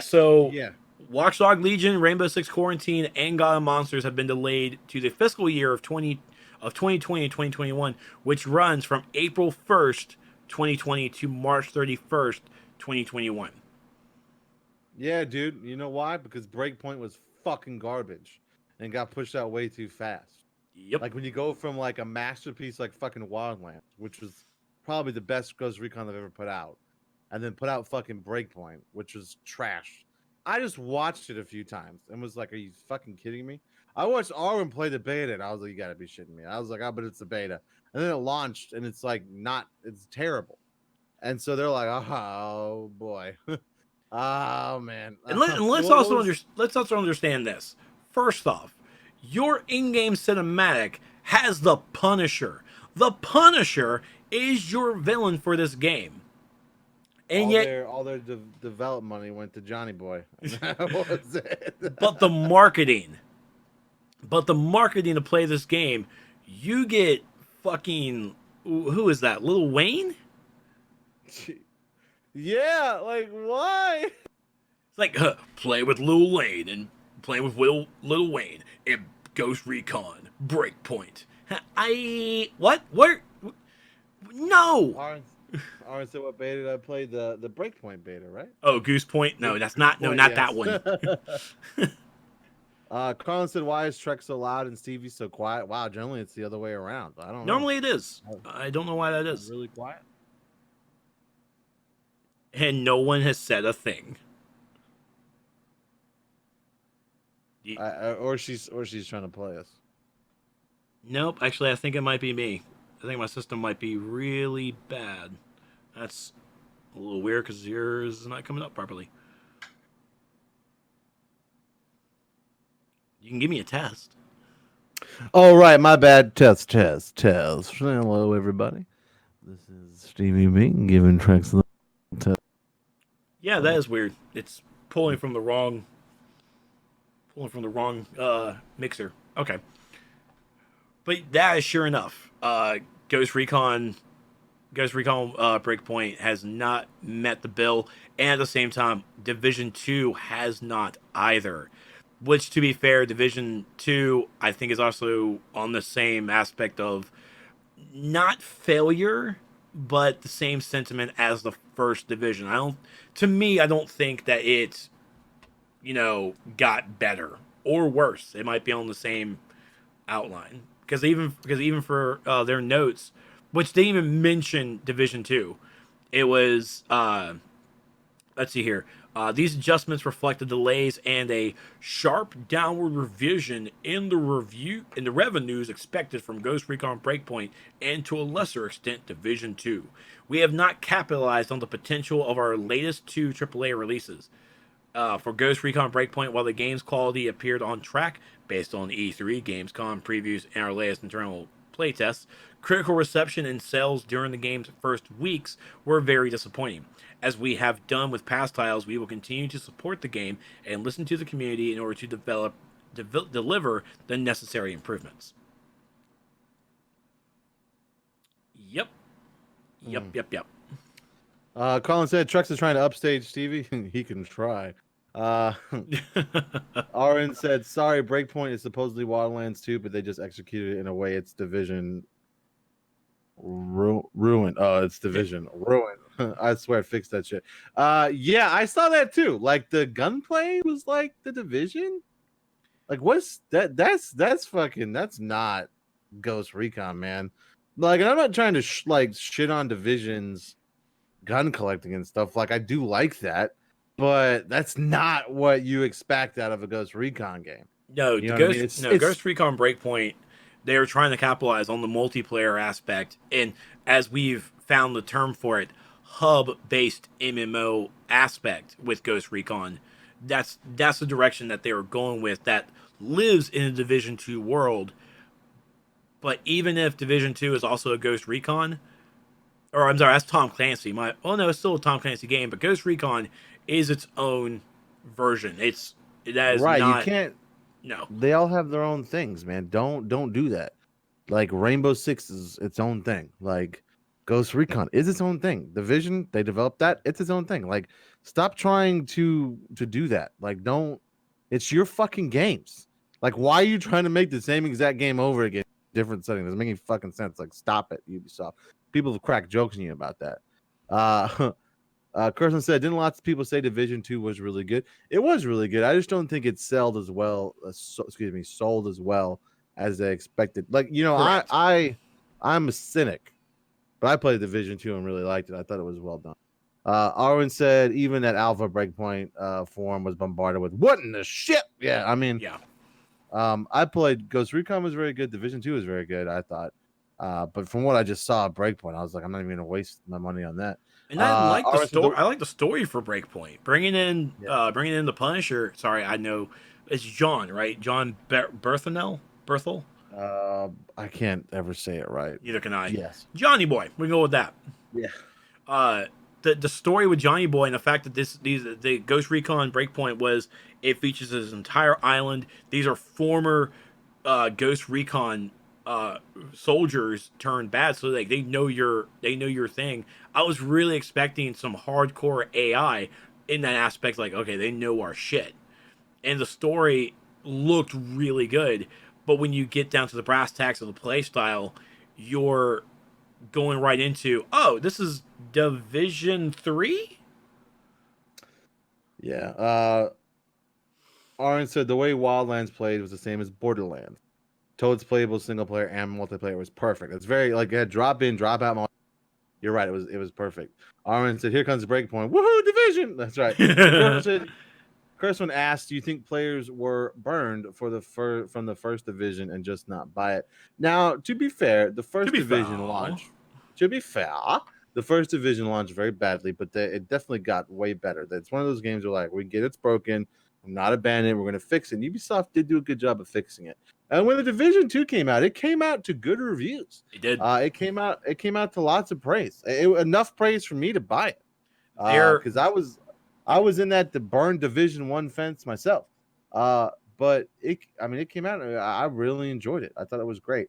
Maybe the longevity wasn't there. I don't know, but well, that's what I figured with it as well, because when you look at Division 1 when it came out, it was here's Division 1, here's our DLCs. And that's all I heard from it. I didn't play the last DLC, but I remember coming back I think like a year or two later or when it was when Division 2 was announced at E3, or even basically just teased that. It's like, wait a minute. And I decided to look up Division 1 because I was like, maybe I can jump back into it. And it was still going. I'm like, whoa, wait. It's still alive 6 years later? How is this still a game that exists? I looked at the patch notes. I looked how the gameplay was. They flipped it. They made it into an actual enjoyable game. And then when Division 2 came out, they took all the good things that they did, brought it to Division 2 like you do. Like you do. And Division 2 was good. Love me like you do. You do. Me and Trex will play Division 2 because you love me like you do. Sorry. Okay. But the story for Division 2 was almost the same with Division 1, so even though it was a continuation, it still felt very similar. And you're absolutely right, Curse. I think a lot of players were indeed burned out from the first Division, and they didn't really want to put too much effort into Division 2.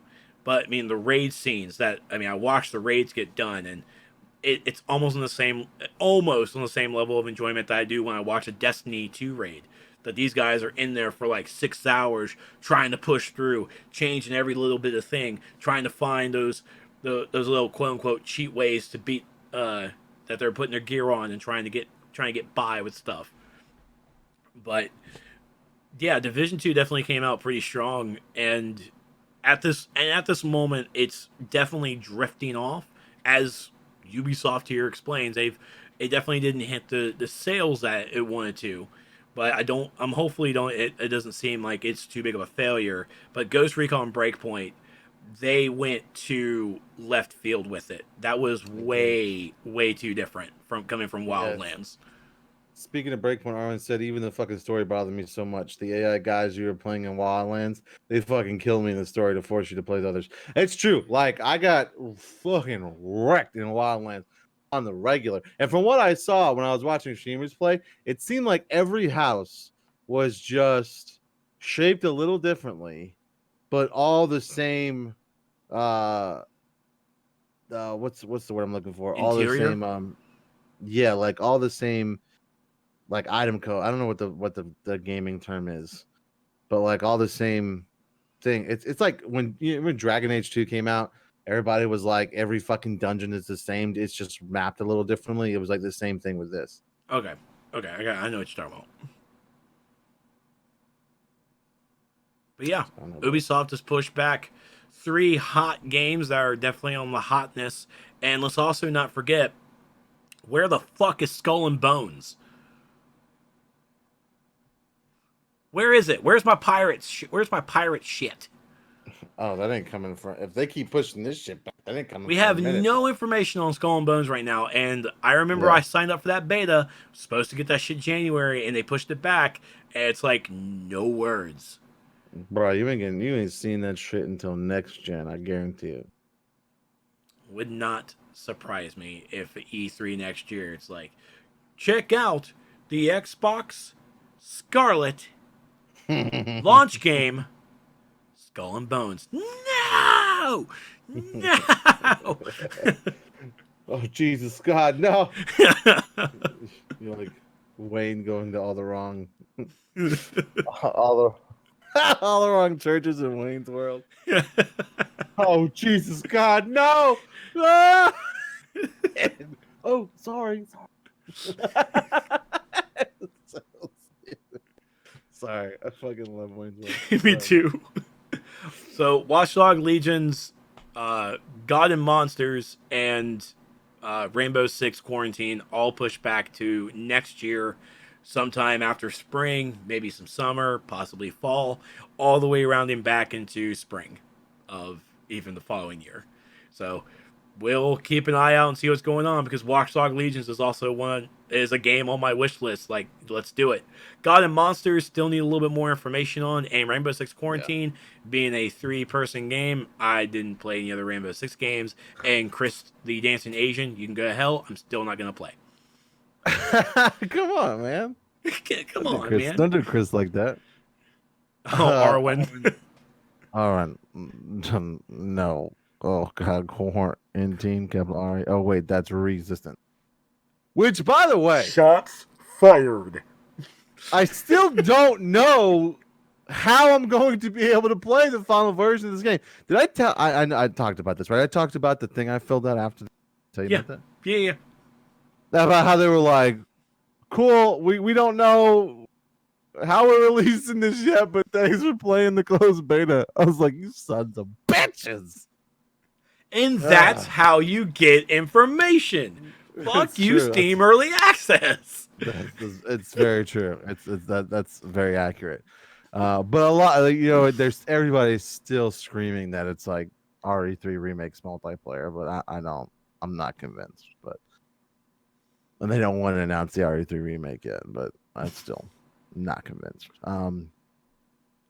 Anyway, thanks for triggering me, Arwen. I appreciate that. All right. Next bit of news, kind of a little bit of a funny stuff. Let me make sure, actually, that should be the final news thing. Yes. Some more coming from the 4chan prophets. Oh. What is it? Oh, stop. I'm calling a lot of bullshit, but with the whole World of Warcraft thing. Aaron has said, Onita, I made it to the beginning of the stream. No, yeah, that's what we're going to call it. Yeah, we're at the beginning. We're definitely not on our last story, but we're glad you're here. Hopefully for the last story, where at least you came, and we're excited that you're here. All in quotes. Now look, I'm not calling bullshit on. Wait, I'm calling bullshit on that fucking last thing.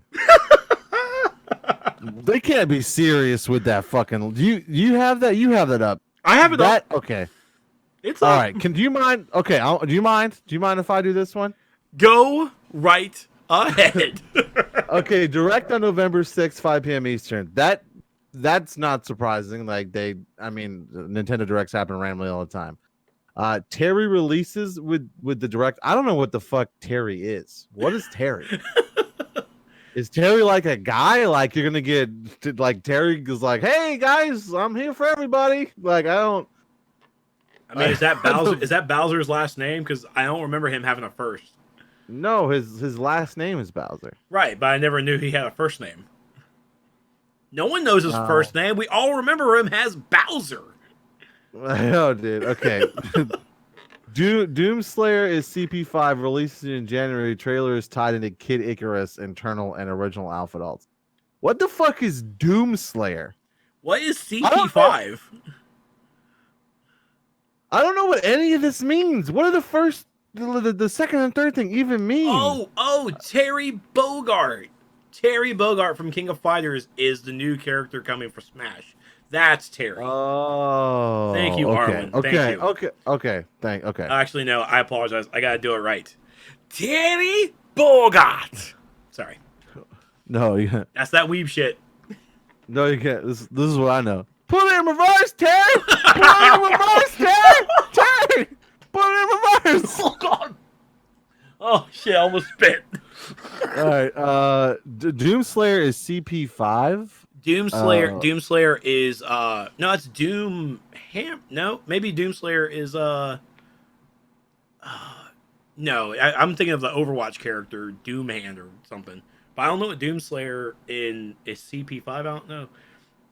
Oh, character pack 5 for Smash. Character pack. Character pack. Oh.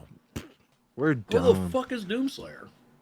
Released in January, trailer is tied into Kid Icarus, Eternal, and original outfit alts. Okay. Kid Icarus Uprising 2 for Switch announced 2020. Sure. Okay. That makes sense. I think Doomslayer is the Doom guy from Doom. Oh, yeah, you're right. Oh. Him in Smash? You're going to put him over Leon Kennedy? Get fucked. Like, I'm calling bullshit on that. God, y'all can clip that shit, send it to Nintendo. I don't give a fuck. I'm calling bullshit on all that. Kid Icarus Uprising, I just said that. Okay, sure. New Breath of the Wild 2 trailer release holiday 2020. I will say that we're probably going to get the sequel to, I don't know if it's going to be called Breath of the Wild 2, but I do think we're going to get the sequel to it a lot quicker than we would waiting for a new Zelda. But, well, the engine's already built. Yeah. Right. Think about how quickly we got Majora's Mask after Ocarina of Time. Very true. Okay. So if it's obviously built on the same engine from the teaser trailer. So I don't know if we'll get it as early as holiday 2020. I don't know. It's been out for a minute, right? So maybe. Switch Pro announced late 2020 runs most games at 1080p, 60 frames per second, $400. That wouldn't surprise me at all if that gets announced. That's legit. Yeah, I'm waiting for that to happen. Like that even if this whole thing is complete bullshit, a Switch Pro is inevitable. Yes. Yeah. $400 price mark down. No, it'd be $400. Yeah, I would be down for that. I mean, yeah, for $400. I mean, it's either gonna be $450. They want to put us more than that. Minecraft 2 teaser trailer. God, no, bro. You can't say get bent. You can't say it. We have Homestuck 2. There's another part 2 that just came out. Let me break this. I'm gonna explain this to you, okay? Mm-hmm. Minecraft 2 is a Microsoft property. There's no fucking way that if Minecraft 2 was a thing, that Microsoft would let Nintendo announce it during a fucking direct. It would be at E3 and like their highlight shit that Minecraft 2 is coming out. There's no way that Minecraft 2 is getting announced during a fucking Nintendo Direct. I'm right, bro. I'm right. Very true. Very accurate. Yeah, like there's no way they would just leave it for that. Xenoblade Definitive Edition released June 2020. Didn't they already announce that? I guess they just haven't put a release date. I don't think they already announced. They announced it. No release date. It was just that trailer. Right. New. I'm assuming AC trailer is Assassin's Creed. So like an Assassin's Creed we haven't seen. See, this is why this is bullshit. Is because like Nintendo doesn't have games that aren't announced yet. Like unless they're Nintendo properties. Like Assassin. There's no way Ubisoft would be like, here's a new Assassin's Creed, unless AC is something different, unless I'm stupid and AC is I can only go with Assassin's Creed, and I'm going with Arwen Viking stuff. Yeah, like, but they're not going to announce that during a Nintendo Direct either. If it's attached to that Switch Pro. Yeah, I mean that's the only thing, right? Red Dead Redemption 2 and Cyberpunk 2077 announced for Switch Pro. That's the only reasonable shit that this thing has said. Okay. 3D World port May 20. I don't know what 3D World is. I never heard of that game before. I don't know. Okay, and this next line, okay, is how do you know that this post is complete and utter fucking bullshit? Like 4chan, I think it's got it completely right with the Blizzard situation, but has got it. This is utter trash. GTA 6 announced for Switch exclusive, no release date. Come on. Everyone on. I could go to Heather right now and say, who doesn't know fuck all about gaming, and say, do you think the next Grand Theft Auto would be Switch exclusive? And she would be like, nah, probably not, dog. Like, there's no fucking way in absolute hell that GTA 6. Okay, listen. I wanted it to be announced now. Hear me out, people. If GTA, oh god, can you guys still hear me? Can you guys still hear me? Yeah. Okay. If GTA 6 gets announced as a Switch Pro exclusive,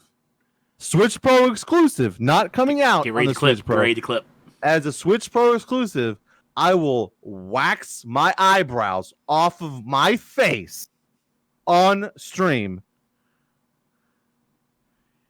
And clip it. And again, GTA 6 announced as a Switch exclusive, you would do that. Yeah. Yes, if it's only on Switch. It's not going to happen. Maybe not all the way off. Maybe evening. Shut up, I'm calling Bowser. Quiet, I'm calling Bowser.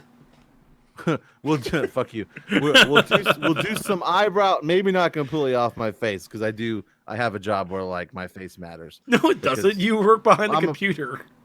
I'm a face of IT. Like I got to go to professional buildings sometimes, but I will wax my eyebrows on stream. Maybe not all the way off, but I will make them look beautiful. Yeah, Carlin said you said completely. I thought of okay. I'm almost willing to go back on it and say completely, Carlin, because that is fucking just so atrociously wrong that it doesn't matter. Like, and then end on Super Mario Galaxy 3 announced for summer 2020. That is something I would believe if the bullet point, like whoever made this and wanted it to be real, put that GTA 6 thing in there, and they're just fucking stupid. They should have never done that because that ruins. What if it's an exclusive over time? I can see them doing that. Well, then we'll have to discuss happy medium for us both, Twitch chat and CVB. Okay, we'll have to find a happy medium. To be fair, I don't even think. Come on, man. To be fair, Trex, do you honestly think that would be a timed exclusive? Oh my god, fucking Arwen's already clipped it and put it in the fucking chat. Do you? I mean, come on, man. Do you think GTA 6 is going to be a Switch exclusive? No, that like, was not a fucking chance, right? I read it and I'm like, there's no way. There's absolutely no way that they would make it into a Switch exclusive. Can it be now? And I say that, but I look back at the Blizzard stuff, and it's like okay, but all the Blizzard stuff sat in a realm of believability. It did, absolutely, right? Yeah. All that stuff you could go, I could see that. With this stuff, okay, so there's a few bullet points where you go, I can see that. but like I do not see Minecraft 2. I fucking do not see GTA 6. Listen, if I'm at work and watch this Nintendo Direct and they announce GTA 6 as a Switch exclusive, I'm shutting down the Twitch channel. I'll never show my face here again. What? Okay, so how about this? What if it's not a Switch exclusive, but it's still announced? No. Could you see that? Yeah, 100%. I can 100% them saying, and like put it like I can see them announcing GTA 6 that it's coming, and it's also going to be on the Switch. No fucking chance that GTA 6 is going to be a Switch exclusive. Like I can see them dropping the bomb that GTA 6 is coming. I can see them dropping the bomb that'll be on the Switch Pro when it launches. It'll be like a launch game for the Switch Pro. I don't even think that. I think we have a minute before we'll see GTA 6 because everybody's like, it's been so long since GTA 5, but their development cycle, man, like after GTA 5, they made Red Dead Redemption 2. Exactly. So like they pretty much just started GTA 6 essentially. Like Red Dead Redemption is only a year old. Like think about how long between GTA 5 and Red Dead Redemption 2. Like and Red Dead Redemption 2 was announced like what 8 months before it actually came out. But like they don't announce none of that shit until like right before it's about to come out. And at the same time, we have GTA Online brought the longevity to GTA 5. So right. Red Dead Online is going to bring the longevity to Red Dead 2 Online or Red Dead 2. So yeah, I think it's way too early to hear a GTA 6. That's right. Now, Carlin said while you're betting your eyeballs, you must be pretty sure. Sorry, Carlin said while you're betting your eyeballs, you must be pretty sure. I mean, I'm positive. I think some of this might happen at a Nintendo Direct. I'm gonna be like fucking watching the clock on November 6th, like fuck. Sorry, what were you saying? I apologize. I cut you off. No, I was just saying that I think even now saying a GTA anything on a Nintendo Direct, I can see them going, "Hey, here's the GTA library coming to the Nintendo eShop." Or I can instantly see that. Or even like GTA, you can play GTA 5 on the go on the Pro. Like I mean GTA 5 is so old. You could probably play it on the Switch. That is so fucking dangerous. But it's also like the space. Like it's got to be a space issue as well. Like as big as GTA 5 is. You might as well pick yourself up an entirely brand new SSD card. Like shit. Or an SD card, sorry. An SD card. Just another 120. Boom. Drop it in. I know. But you're right. I mean, Minecraft 2 teaser trailer, that's on the realm of unrealistic because, as you say, it is a Microsoft property. And, well, okay, I'm going to take that back. Because Microsoft and Nintendo have been sleeping together, and I think that they've chosen the sides of the beds that they were comfortable with, and I think a little bit of spooning has been happening. You talking about Minecraft 2? Yeah. I think Minecraft 2, I don't think they'll announce it though. I don't think they'll announce it at a fucking Nintendo Direct. Like Microsoft is gonna milk that for like as what they fucking can. And you're right, they have been in bed with each other, sure, but I don't think that like that's Microsoft's Microsoft paid a fuck ton of money for Minecraft. Whoever like the guy that invented Minecraft is one of the luckiest motherfuckers on the planet. It's true. Okay? I heard he's like I think I read an article where he's like living like in solitude almost, and it's like a ridiculous house that he bought, and he's just like living fucking life. Like, might as well. Peace, bitches. I made it. Like, so I don't know. Depends on if they bought a condom though. Yeah, that's true. So I don't know, man. I mean, Minecraft team maybe, but I'm willing to bet an eyebrow wax that GTA 6 is not being announced as a fucking Switch exclusive. No. Maybe on the Switch Pro, like that's it, on the Switch Pro. Like they might announce the game and then it's coming to the Switch Pro, but still, man, they don't announce their games early anymore. They just don't do it. They don't leave people hanging anymore. Like it takes like they announce it and then like it's generally like 6 to 8 months later the game is out. I mean, but I do think it's inevitable that we get a Switch Pro. Like that's I don't think with the ridiculous popularity of the Switch, I don't think they're gonna try to do anything else but call it a Switch Pro. Like that'll be the next version of the Switch. Like it's doing so fucking well, and they're making so much money off this thing that they want to keep the name, they want to keep the aesthetics. Like all your controls will fucking work. Like they're not playing that game anymore, and it'll be like a Switch Pro. It'll just be like the same screen. It just runs a lot better, and there'll be some games you can't play on the regular Switch. So, go ahead. I'm sorry. No, I was just saying. I mean, even looking if it is announced coming out late 2020, that goes up against the PS5 and Project Scarlet. Oh man, it'll be a fucking epic game. Fucking just the war, the game, bro. It'll be the fucking that Xbox, that South Park episode all over again, bro. the Black Friday episode. Yes, and if South Park doesn't do a fucking episode about if all three of these go back at it, then you can't cancel South Park, okay? If they don't do a fucking like War of the Three, bro. Those episodes were probably the best South Park has ever been. Like, it was. Oh my god, that was a good saga. Amazing. That was an absolute saga that they produced for those episodes. I go back and watch it every once in a while just because it was fucking great. Like, and it was just, and I was like, of course, Cartman's on the Xbox side because Stevie B's fucking Cartman half the time. Half the time? No, sir. Sure. No, sir. I get triggered by watching South Park because then I put your face on it. Aaron has said for Game of Thrones fans, maybe, but also for me, it wasn't really the Game of Thrones aspect, although that was, it was like the Sony, like Microsoft back and forth that happens so much between gamers. Like it's such a pointless debate, to be honest with you. Like, because you're gonna like what you like, and that's gonna be it. You know what I mean? And it's, I don't know, man. And like there were just so many like bad decisions by Microsoft, and like they're already throwing bows at E3.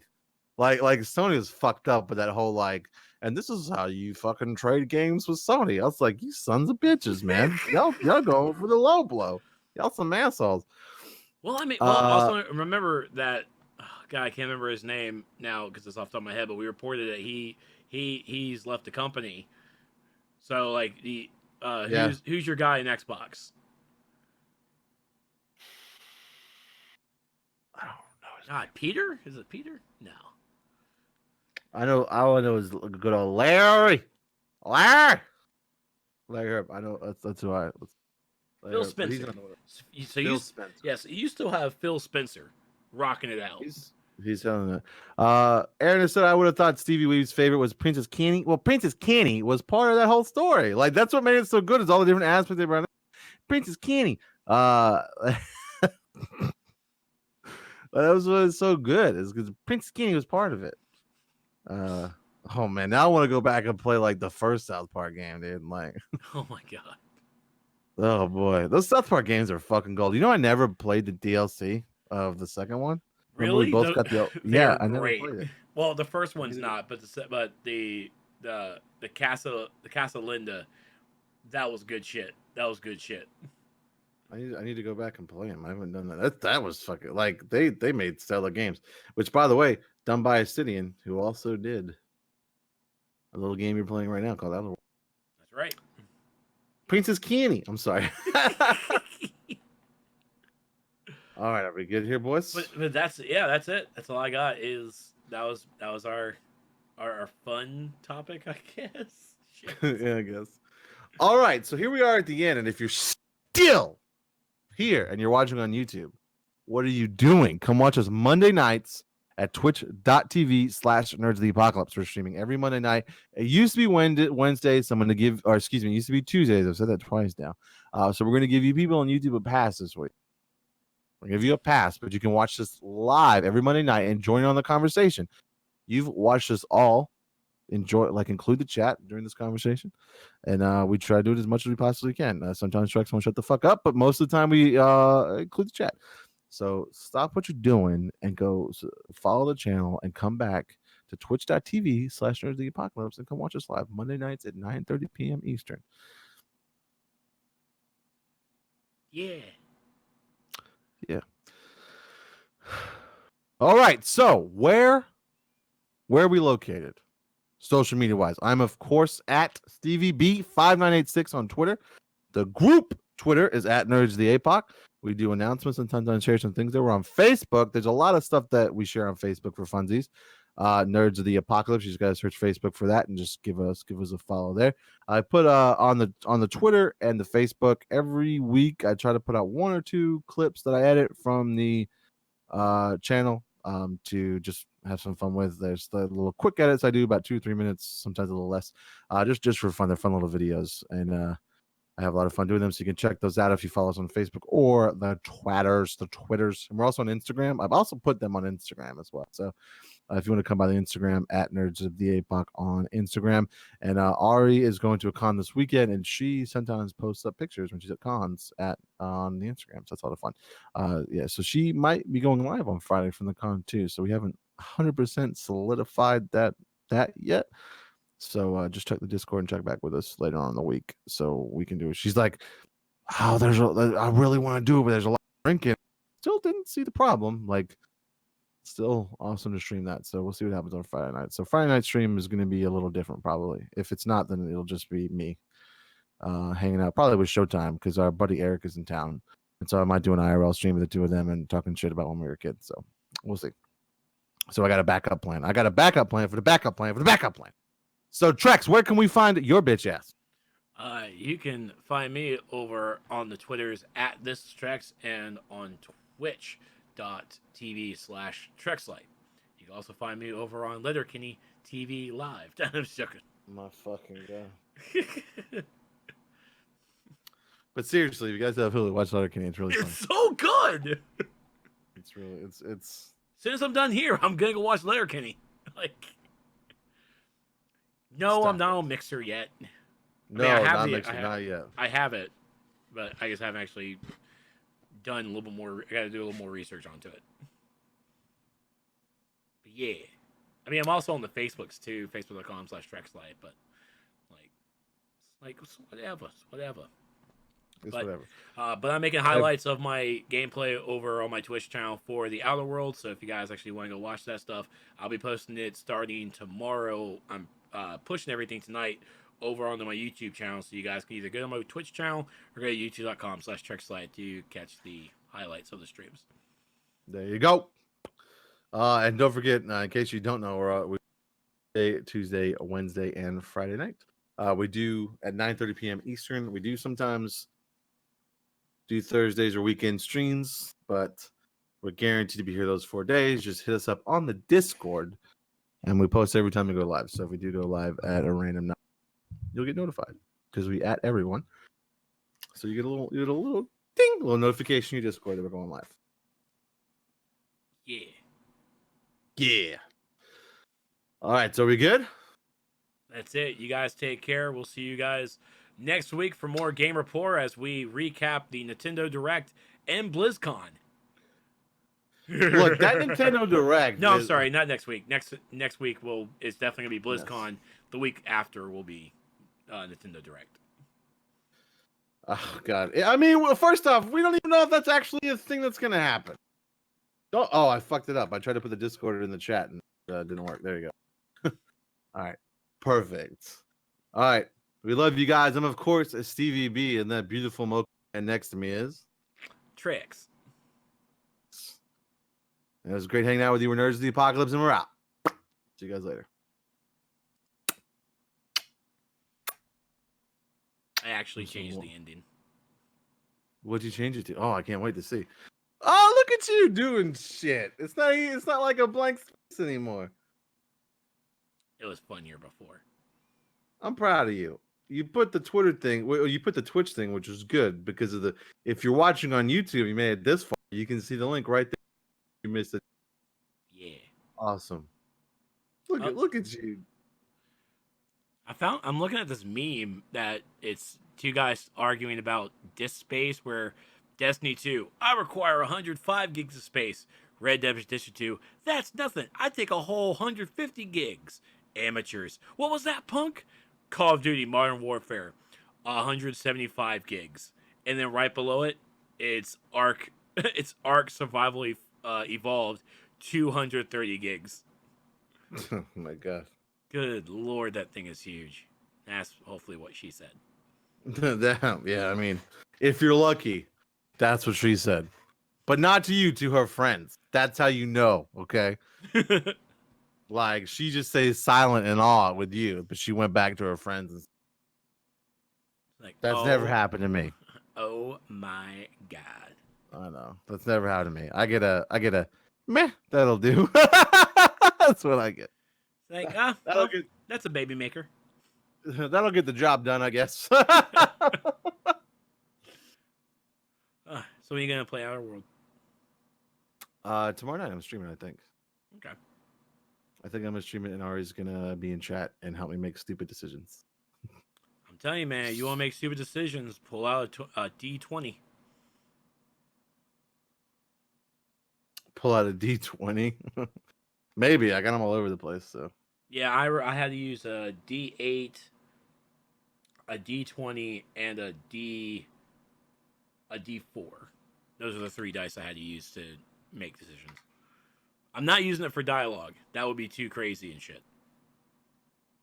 Oh, you just use it for stats? Yeah, I only use it for stats. If I used it for actual conversations, I think we would definitely I would lose every companion.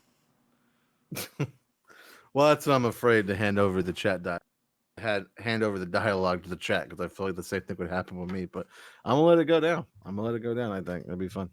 All right, I think that's it.